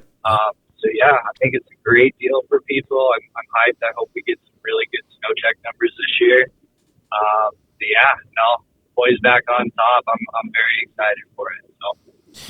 Dude, no, that's awesome. I mean, obviously I'm a Polaris guy, but I couldn't be more stoked for Arctic Cat itself, but then just the industry as a whole, right? Like that's just a huge win across the board. Like I'm super stoked. Yeah, it was gonna be tough. And I like all the brands. I really do. I advocate it. Whatever you are comfortable with and riding, that's what's up, and I like it. So to have that third option, I think that's really important for people. I think it's important for the industry because it keeps pressure. Companies can't get complacent because they gotta keep up. You know what I'm saying? So, I think that's a really important factor of it. So yeah, having that third in there, that it's more than just happy Arctic Cat riders. I think a lot of people are happy that they have another option. And to that, it was just kind of some crazy timing. The chassis did great. I know the dealer numbers did really good for 25, competitively, definitely with Polaris and Skidoo. So yeah, it was a heartbreaker there for the majority of the season when we didn't know the future of it. Up in the air. Very, very, yeah. And it was heartbreaking because it's like, man, it's the newest, latest, greatest chassis on the market. Is the only one that is all new. Yep. And so it was like, we can't let that just die after 2 years. So it's really, really cool to see that it got picked up quick. Yeah, 100%. So and even to that, I didn't have any idea. I didn't think there was even a shot in hell. Just based on the timing and when they got purchased, I didn't think that there would be even a chance to have 26 models, let alone a bunch of new style 26 models. So Yeah. the updates are supposed to be really awesome. I know they dropped some weight on them even, and in the right places. Going to, like, I believe it's an aluminum drive shaft on some of that. Yep. So yeah, it's very exciting. So kind of piggybacking off that, Kyle. How was it for you trying to navigate all the people? Because obviously people know you're a Black Cat, right? So how was it for you trying to navigate the questions you would get from clients or people on social media asking you, like, what's Arctic Cat got going on? You know, when it's in such a limbo, like you don't know what's happening, you know, and people are coming to you for questions and trying to get answers out of you. How do you navigate that? Yeah, no, like I said, it was kind of a more difficult discussion with people, you know, and for a while there, some of us didn't really know, like we really didn't know, you know, as far as what was going to happen. I know Mav, Taylor, and Dave, they each kind of came to me and were like, you know, what are you going to do? And I was like, dude, I'm just going to keep preaching the good word about them. And like I said, I'm going to ride and buy all the new 25s that I could possibly find over the next few years if I have to do that to keep me on Arctic Cat, because the chassis there. So that's what I wanted to ride, and that's what I intended to ride regardless of what happened to Arctic Cat for the next few years. So yeah, just kind of kept preaching the good word and just telling people that we were hopeful, you know, hopeful that it was going to get purchased. And I'd heard a few things, you know, as we were going along and such, but there was still a lot of uncertainty about it and just didn't fully know. But like I said, just kept a positive attitude about it, and just kept the fingers crossed, and it worked out. It's got to be like a good weight off your shoulders, like a sense of relief now that they got bought. You know, now you know there's going to be 26s. So when people come and ask you like, oh, what's happening? You're like, all right, cool. Now I have answers for you. Oh yeah, dude. No, I mean, that was it. I don't know how many times I got asked, well, what are you going to ride next year? And I was like, fucking Arctic Cat. I'm going to ride Arctic Cat. I've been riding Arctic Cat for 30 some years. I'm going to keep riding Arctic Cat. So yeah. So just kept a positive attitude and just kept the faith up in it. And so that's just kind of how I answered it, you know. And like I said, man, there was a bit of hate out there, which I don't fully understand, you know, like some folks wanted to see that go away, and I don't understand that, just because I don't understand that. I just because you ride something doesn't mean I'm not going to like it, you know, or because you ride something different, I'm not going to diss on you for that. So, just stayed positive, and here we are, man. We're back at it. Yeah. So with the changes with the new twin rail stuff, what does that mean for the Kyle Huestis rental fleet? Are you going to go get one or two maybe to throw in your fleet, or are you going to kind of ride the one on your own and then see what it does? No, not even a second guess. There's actually a lot of guys that did convert some that were running them this year. Got guys up in Alaska, had some people in Sweden. Maverick just converted his the other week. So yeah, people have been running them. They really like them. I have not actually got any time on one that was converted over to it. But Maverick said he's really liking the setup on his. So, come Tuesday, my dealership will be open. So I'm going to go in and, I'll get a couple snow checked, probably, you know, definitely at least one or two twin rails, and then one or two alpha rails at least, to have in the fleet so everybody can kind of try and hopefully fall in love with them. I saw a lot of that this year. Everybody wanted to come out and try an 858. So it was really nice. There was a lot of people that were riding other brands, and they hopped on, and they were really thrilled on it. Or you had people that, had been riding Arctic Cat forever, and then the Alpha Rail came out, and they just weren't huge fans of it. So they went away from it for a few years. They went to Polaris, or they went to Skidoo, and some of them were coming out and trying the new catalyst with the different geometry, coupled with that Alpha. and they were loving it as it was. So it was kind of cool to see how they didn't initially like the Alpha with the Ascender chassis, but given the new geometry in the way that catalyst acts with it, a lot more stable and such, people were happy with it. So now that the fact too that they got a twin rail option, I think Arctic Cat's set up pretty good to capture a lot of the market here for the next 2 years at least. Dude, I'm really glad that you said all that, because what I was going to ask you next was like, what would you say to the people that are on the fence? Because I literally got a phone call a couple days ago, buddy. One of our team riders, he called me and he was like, "So, like, I know you're friends with Huestis and you've kind of been around some of the Arctic Cat boys and stuff, but like, what are your thoughts on whether or not I should buy an Arctic Cat?" And my feedback to him was like, you know, I've had a handful of conversations with Kyle and some others. I personally have never ridden one.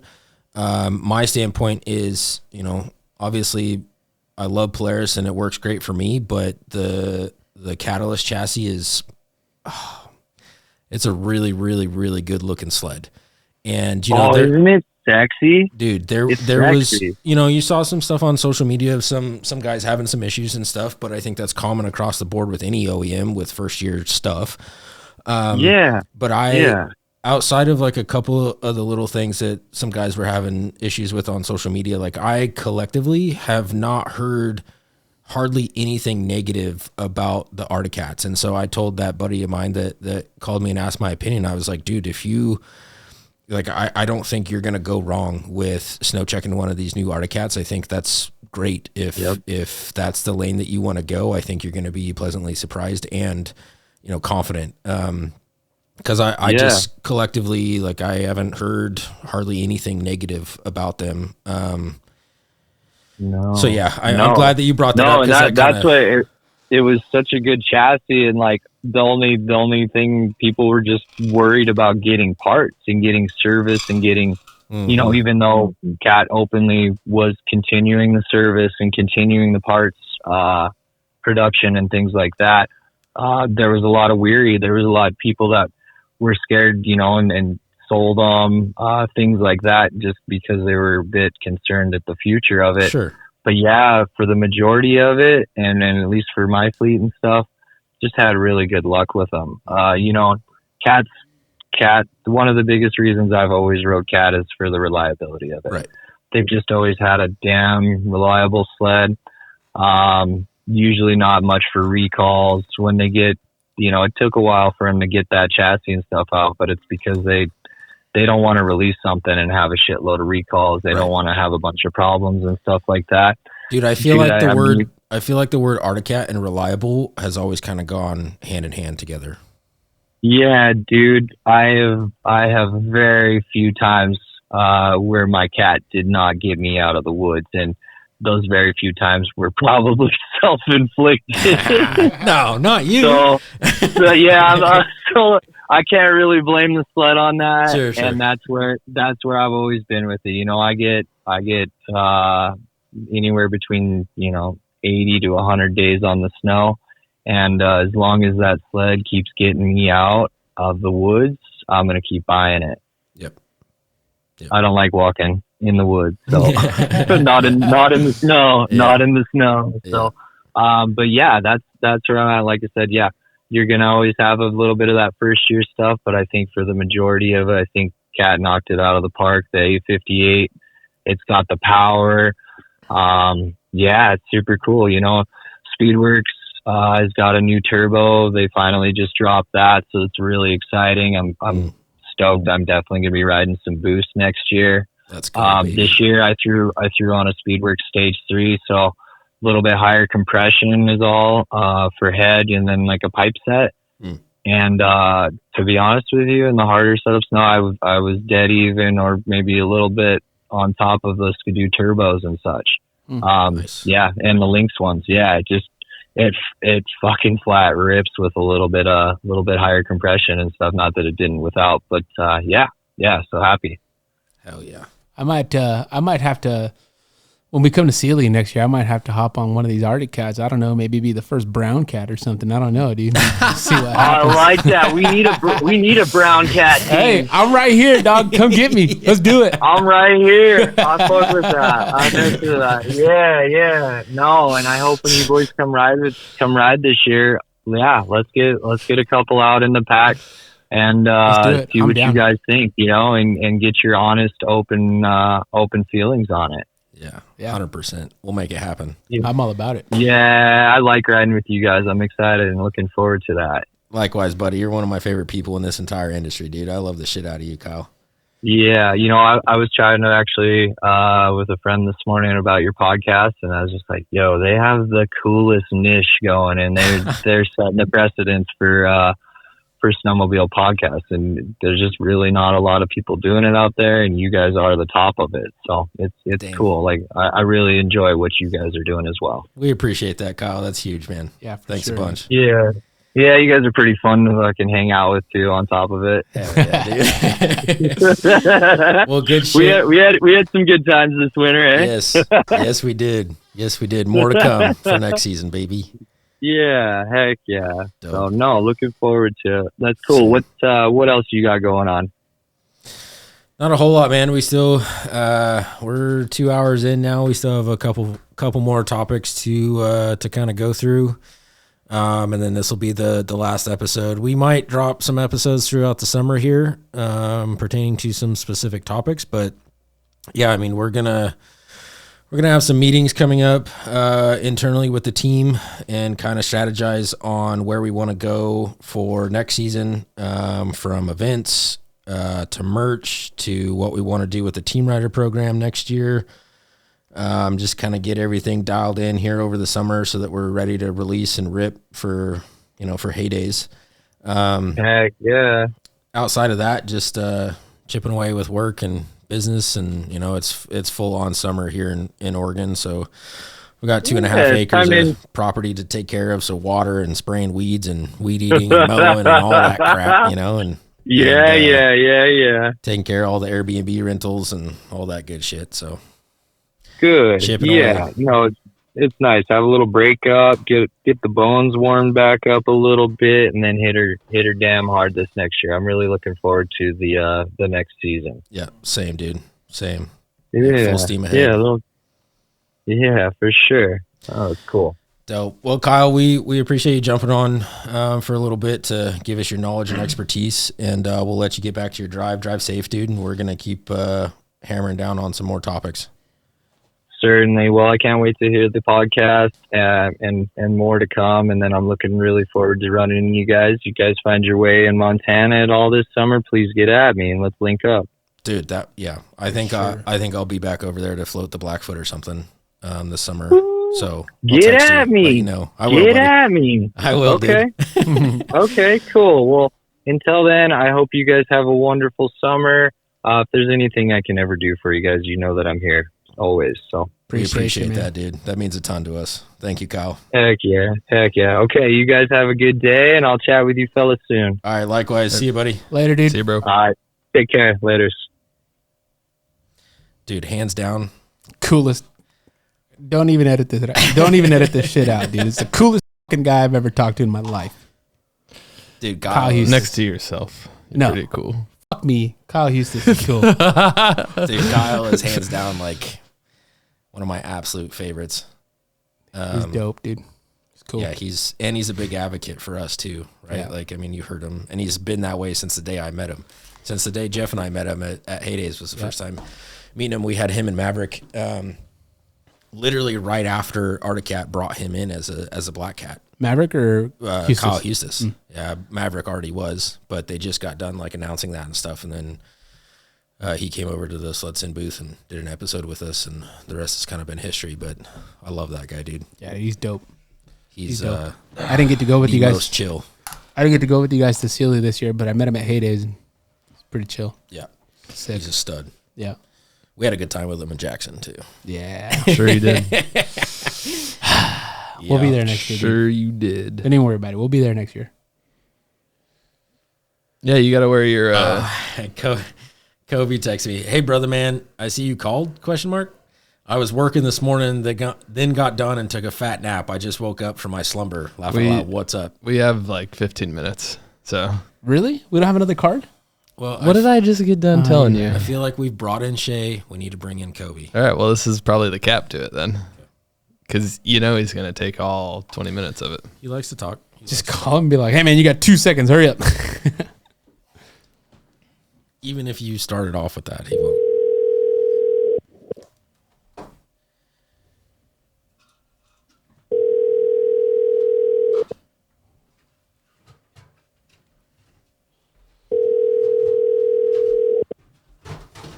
What are the odds he didn't answer? Mr. Doherty. You know what's crazy? It's how your voicemail says, I'm busy right now. Yeah, it's crazy. Taking a nap. Taking a nap, dude. Did it go to voicemail? No, he said hello and now he's not talking. Kobe Doherty. What is going on? I don't know what he's got going on. I can't hear him. Why does it sound like a chick? It does sound like a chick. What's going on? He's got a girl down in Sacramento asking him, who's Tyler Smith? Kobe. He's got some chick on the phone. He's playing games or something. Come on, Doherty. We have 15 minutes left, and this is what he's giving us. Kobe. He ain't even there, dude. Bro. What's going on? Did you hear that? Yeah, twice. What? Dude, it was some chick. It was a chick. Dude, that was hello. Who's this? You know who this is? Bethany. Bertha. Dude, it's so hot in here. I turned this fan on. It's terrible. I have it at like 5. But. I wonder if Kobe. Disconnect your Bluetooth, dude. You're hooked up to something and we can't hear you. Is it hooked up to someone's car? Maybe. His airplane? You think his airplane has Bluetooth? Did he just text you? Oh, he just hung up. Hey, it's Robin Cook with Truck Boss Decks. Just wanted to show off our 8-foot Truck Boss. It's 100% aluminum, made in America. You never have to take it off in the summertime. A year-round use, dry and secure storage underneath. Yeah, absolutely. And be sure to use SledSend 4 on the website for 5% off to upgrade your adventure with Truck Boss Decks. What did this season teach you about yourself? I need a boost. That's so surface level. I know. This is not a surface level question. No. Yeah, what did this season teach me about myself? I think more than anything, it taught me like to push myself. You know, that I can surprise myself if I just go do it. Yeah, I saw that for sure in you. Yeah, I so many days that I just spent like at the base of a hill looking up, thinking, man. It still happens to me. Yeah, it still happens to me. There are just too. days for whatever reason. You just do that. I don't know. When I think about those days, it annoys me. Yeah, for sure. And I know Shae said it on the last episode. I listened to it, but he said there was weekends this year for him where he was like, man, I should have just gone and done it. Yeah. And I think he said it was the McCall weekend for him. And I won't necessarily say the entire weekend for me, but one of the days at least I should have just gone and done it.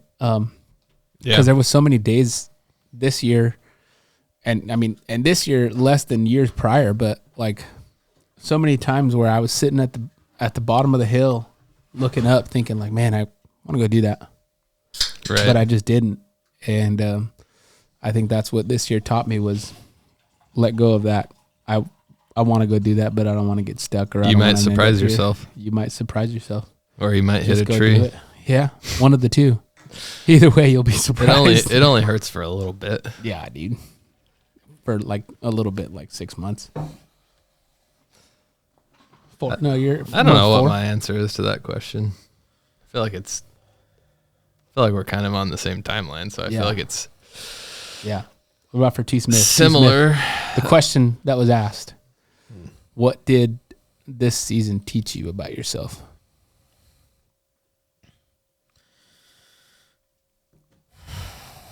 And I went with a writing answer, but you can go anywhere with it. Yeah, personal. Writing, business, personal.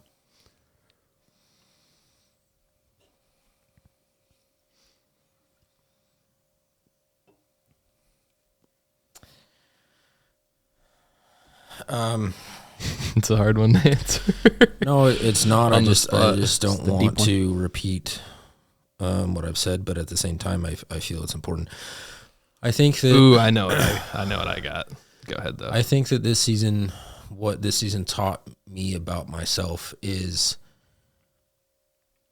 that I bring more value to the sledding industry than just a podcast. From the events that we did to the impact of the team rider calls, the relationships. I feel that there is such a focus on people's riding abilities, what they're capable of on a sled, how far can they huck it, how clean of a bow tie, how awesome of an aired out bow tie, reentry. There's so much focus on that because of social media and the sexiness of it, and that's great. That's good. And we all collectively want to progress, whether it's to do it for social media or just internally because we want to have that tool in our toolbox to be able to do that in a sticky situation or whatever. But I feel like the biggest takeaway for me this season is that, let me rephrase that, because I feel that the SledSend team, the core 5 individuals, have more value to bring to the industry than just the podcast. It's not even about just me. But I made that realization for myself in tandem with the realization that the team is at the same, on the same level as me personally. I mean, that's a good one. That was basically what I was going to say too. Yeah, this season has shown me that maybe not really the industry. I'd say I can help people with certain things, just based on experiences and things I've done and the things I continue to do. You know, having several calls with one-on-one calls with guys. Yeah, with him. Even just talking to people on Instagram that are team riders and whatnot.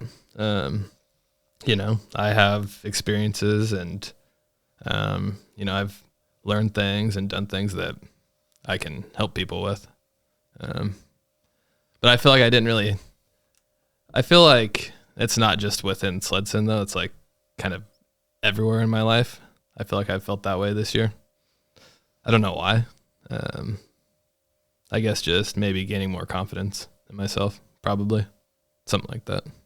So, yeah, I think that's great. I think to also generalize that too, it's this season has showed us the importance of a sense of community. Yeah. But a step further than that is the importance of the type of culture within that community. Yeah, for sure. And I'll be the first one to say it. Not everybody fits within that culture. Right. And that's fine. Yep. And that's what the focus of next season is going to be, is making damn sure that people are a good fit within that culture, within that community. Mm-hmm. And there's ways that we're going to go about filtering that. Keep growing that. It'll be an unstoppable force at some point. I think could almost argue that the importance and the focus of us building that is more important than this podcast right now. Oh yeah. See, and this is just a tool for that. That's what I was going to say is, at least from last year to this year, I feel like there's almost been a shift. Like, not necessarily that the podcast is on a back burner, but we've got other things that we're focusing on. And then we realize, oh, we got to do a podcast. And those team rider stuff and like the events and all that have kind of been taken over the podcast side of it, because I think that's more, not that it's more important, but I think what we're trying to do with that. We have to have both, though. That's just the reality. Yeah, and we do have to have both. But I think that's what's going to push us to the next level. I think it's so. Yeah, I agree. I think it's interesting that I remember the moment I was on my way to go to Jaden Ballard's Cool Freshies winter kickoff party, and I was texting Jeff. Mm-hmm. And it was in that text thread, in that moment, that Jeff and I aligned on the concept of community. We put it out there. We weren't at the time. We weren't really too sure on what that was gonna look like. But I think fast forward to today, we all as a team collectively know what that looks like. Mm-hmm. And the podcast is literally, one, all of us enjoy doing it, but two, the podcast is literally just a tool for attention. Because I think SledSend's North Star, our main moral standard, our main focus, I think our main mission statement is to increase the sense of community within the sledding industry. Social media, events, podcasts, they're tools for attention to drive towards that common goal. It's just a vehicle. Community. Yep. I think we're relatable to most people. Oh, dude, I get that message all the time from people. Yeah, I think that's what our superpower is that we're relatable to like 95% of the sledding community. It's because we're cool as fuck, dog. Amen, sister. 127.25. Yeah, I think that's what our superpower is. Everybody wants to do all the cool, sexy stuff that's on Instagram and YouTube, but not all of us can do it yet. But I just like having fun more than anything. And the personality, the podcast personality stuff too. Like me and Jeff start to get off track, and then Tyler gets mad at us because we're 20 minutes into shit talking each other about gorillas. But I think that's our superpower, and I don't think that's ever going to go away. Well, I mean, I think that we'll just maintain staying true to that. Well, we'll cap it with the question that I had prior. What was it again? With what we've done this year and where we want to go, what changes do we need to make this upcoming season 5 of SledSend, to make that happen? I don't even know. It's a lot. I'll tell you right now. We talked about having content days, and we never did it. Oh, yeah. We need to do that. We need guys that post more on the team. Yeah.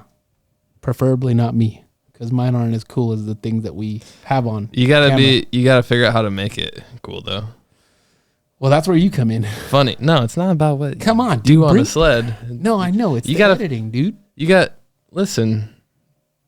What's his channel called? Gunno Lavish? No, Toxicos.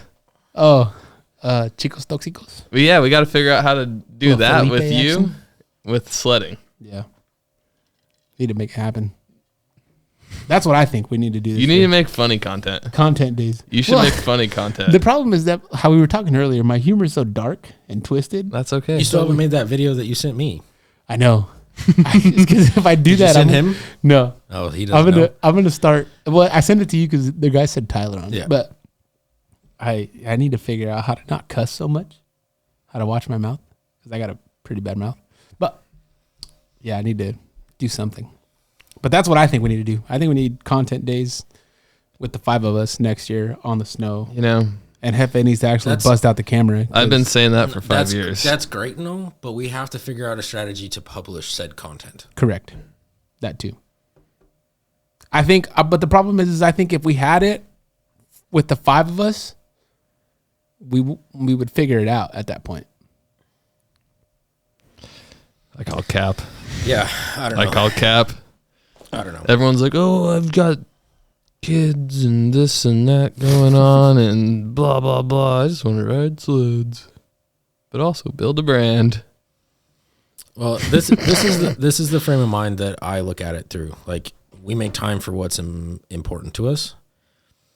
And like I've told you and I've told everybody else on the team, to make and produce content and publish it through Instagram or whatever platforms, you're growing your own personal brand, and then SledSend is leveraging it by being a collaborator on it, right? And that helps SledSend too. But there has to be a level of importance for individuals to want to grow their own personal brand within the sledding industry, and then SledSend will leverage that. If it's not important to you, then it doesn't get done. The other side of that is there is a disconnect between individuals not knowing how to edit and not feeling that they're good enough, so they don't want to post it because they care about what others think.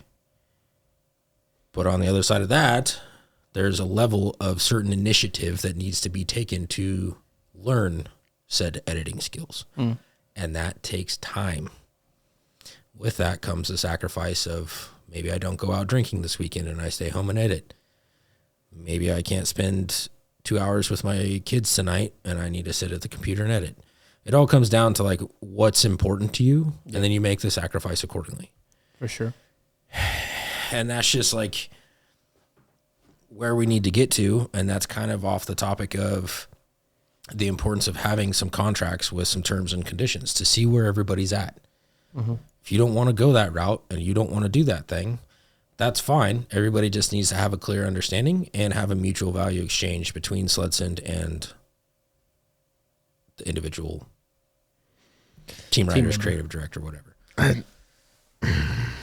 don't even Go ahead. I don't Let it even, loose. I don't even give a damn about creating writing content. I like what we're doing with the team writer stuff.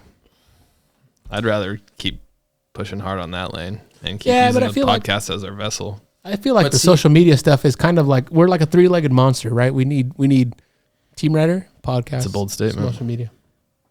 The social media and the writing clips is literally the equivalent of this podcast. It is a tool to gain attention. Yep. And it's not a tool we have to have, though. Everybody knows the sexiness that comes from the bow ties and all the crap and the views and the attention that gets to then maneuver everybody through that funnel down to eventually being a part of the community. What's good about what we're doing now, though, versus that sort of content is our funnel isn't as big.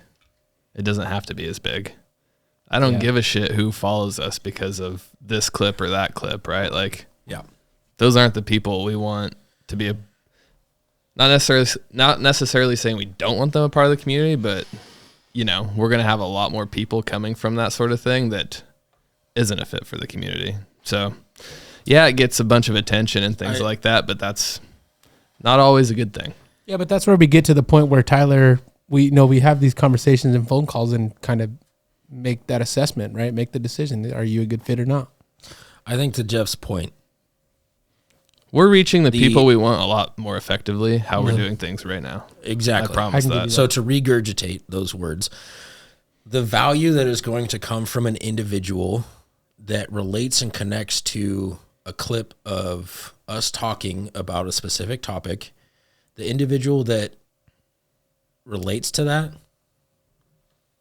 arguably, to your point, is of more value added to the community than a random that just sees, oh, that was really cool what Jose just ripped that bow tie and aired out real nicely. That was dope. Right. That's a different, that's a different level of quality. Not saying that person doesn't have that quality as well, right? But to your point, the filtration that's going to come from the individuals that want to be a part of SledSend because they saw. Right. Jeff made a really, really, really good point on that podcast clip. And Jeff's one of the boys, and I relate to that because I went through the same learning curve as what Jeff did, so I relate to that. I think this summer, especially the conversation that we've had, I think this summer we definitely need to like bite the bullet, sit down, and we all need to go through a crash course with Jeff and say, hey, I'm going to give you the tools to do this next winter. Because at that point, whether or not we do it, it's on us. We're not like, oh, we don't know how to do it, because you know how to do it now. I'm going to tell you right now, though, it's you just have to go and do it and learn. Yeah. Like, I can show you guys once, but you're only going to learn if you actually take the initiative yourself. But that's how I learned. Beyond that, what's more important than Jeff taking the time to teach us is your reasoning as to why. Why do you want to learn to edit and publish and put out content? Because that why has to be strong enough for individuals to spend the time to learn, to edit, to go through that learning curve of, oh, that looks like crap. That's not as good as Jet, whatever, right? So like the North Star or the reasoning as to why we want to film and edit and distribute content has to be strong enough in order for us to take the time to learn from Jeff to publish that content. Are we getting at the end? We got 9 minutes. 9 minutes. So what's your answer to that question? You want to create more writing content, which is fine. Correct. I'm not. I think I'm not shooting it down. I'm just saying, like, we got. I think that's just me feeding one of the legs. We've got something that's working. Like, we need to just like double down on what's working. Mm-hmm. We can, but add that in. But like the thing is, to add that in, focus. We need more. Yeah, we need more people. I agree. Doing the thing. I can give you that one. I can give you that. I would say, that pretty much sums it all up, right? So we know that the podcast works. Mm-hmm. We know without a doubt that the Team Rider program works. Right. We know without a doubt that events are beneficial. Mm-hmm. We have yet to fully understand at its highest level the importance of the 5 SledSend boys riding together and filming. Because like I told you on the phone, there's a certain camaraderie that the 5 of us have, and we have yet to share that on the snow. Yeah. Without a camera. Mm-hmm. Or other people, I think. Even. At all. Yeah. And so that's pretty important. So yeah. I think that we know that there's certain things that SledSend is doing, and we need to continue to double down on that. We're going to completely revamp and redesign a bunch of our merch, which if you could see the stuff that Jeff has on his computer of the designs that we've come up with, bro. Way better. Yeah. Way better than what we've had. It's entirely different than anything that we've ever put out to this point. And I think it will be the dopest snowmobile related merch on the market, period. And I cannot wait to distribute that. Yeah. So I think that collectively we all have a pretty good idea at this point at the end of season 4 of what is doing well for us and pouring all of our focus and attention, all gas, no brakes, and doubling down on those avenues. For sure. And see where that takes us from there. And be willing to maintain the lack of ego and have a 30,000 foot view of where we're headed, what's working, what's not, and make adjustments in real time and pivot accordingly. Mm-hmm. I've got your content pillar for you next year. What? It's going to be, the theme of it is going to be, watch me attempt a bow tie every time I go out and ride until I land one. So if I'm on a Boost Chaos, I'll land it first video, dude. I'll tell you that right now. What is that? Shit, there's people here. At a garage door? Yeah, I got to go help him load like a TV stand fireplace thing. Well, we're done, so I'll do the outro. We're going to kind of cut up this episode and mix and match some of the different topics. But yeah, so this is the final season the final episode of season 4. Partially because we may end up doing a couple episodes here throughout the summer, which will be under the existence of season 4. Yep. Season 5 will not start until we're at Heydays.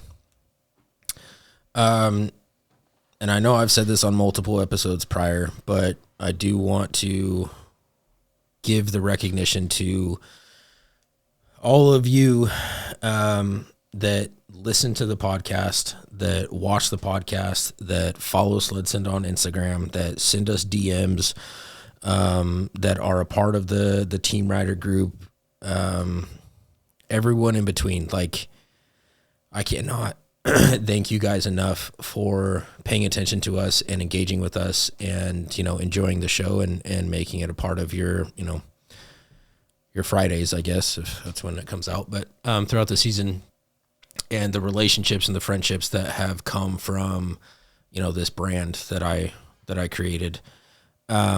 We really, really, I know I can speak for the entire team here. We really, really appreciate you guys being here and engaging and being a part of what makes SledSend so great. That's you guys. And so, and on the back half of that too is like a huge thank you and shout out to all of our sponsors that choose to support us and lock arms with us and are aware of where we're headed and want to be a part of it. So a thank you to all of them as well.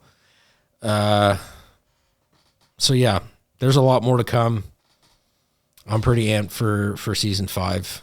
A lot of really, really cool things in the works. And I couldn't be more stoked on where SledSend is at this moment in time. Yeah.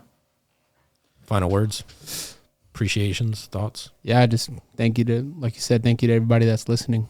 Give us feedback. Let us know what you like, what you don't like. Anything you think you'd like us to touch on, even, maybe throughout the summer, if we do a couple episodes throughout the summer, let us know what you guys want to know, and just, feedback. We can only get better if we know what we're lacking in. Yep, 100%. Well, cool. Again, appreciate you guys tuning in and watching, and we'll see you on the next episode, whether that's Heydays or something this summer. Hope you guys enjoy your summertime. We'll break from winter activities, and we'll catch you guys on the next one, whatever that may be.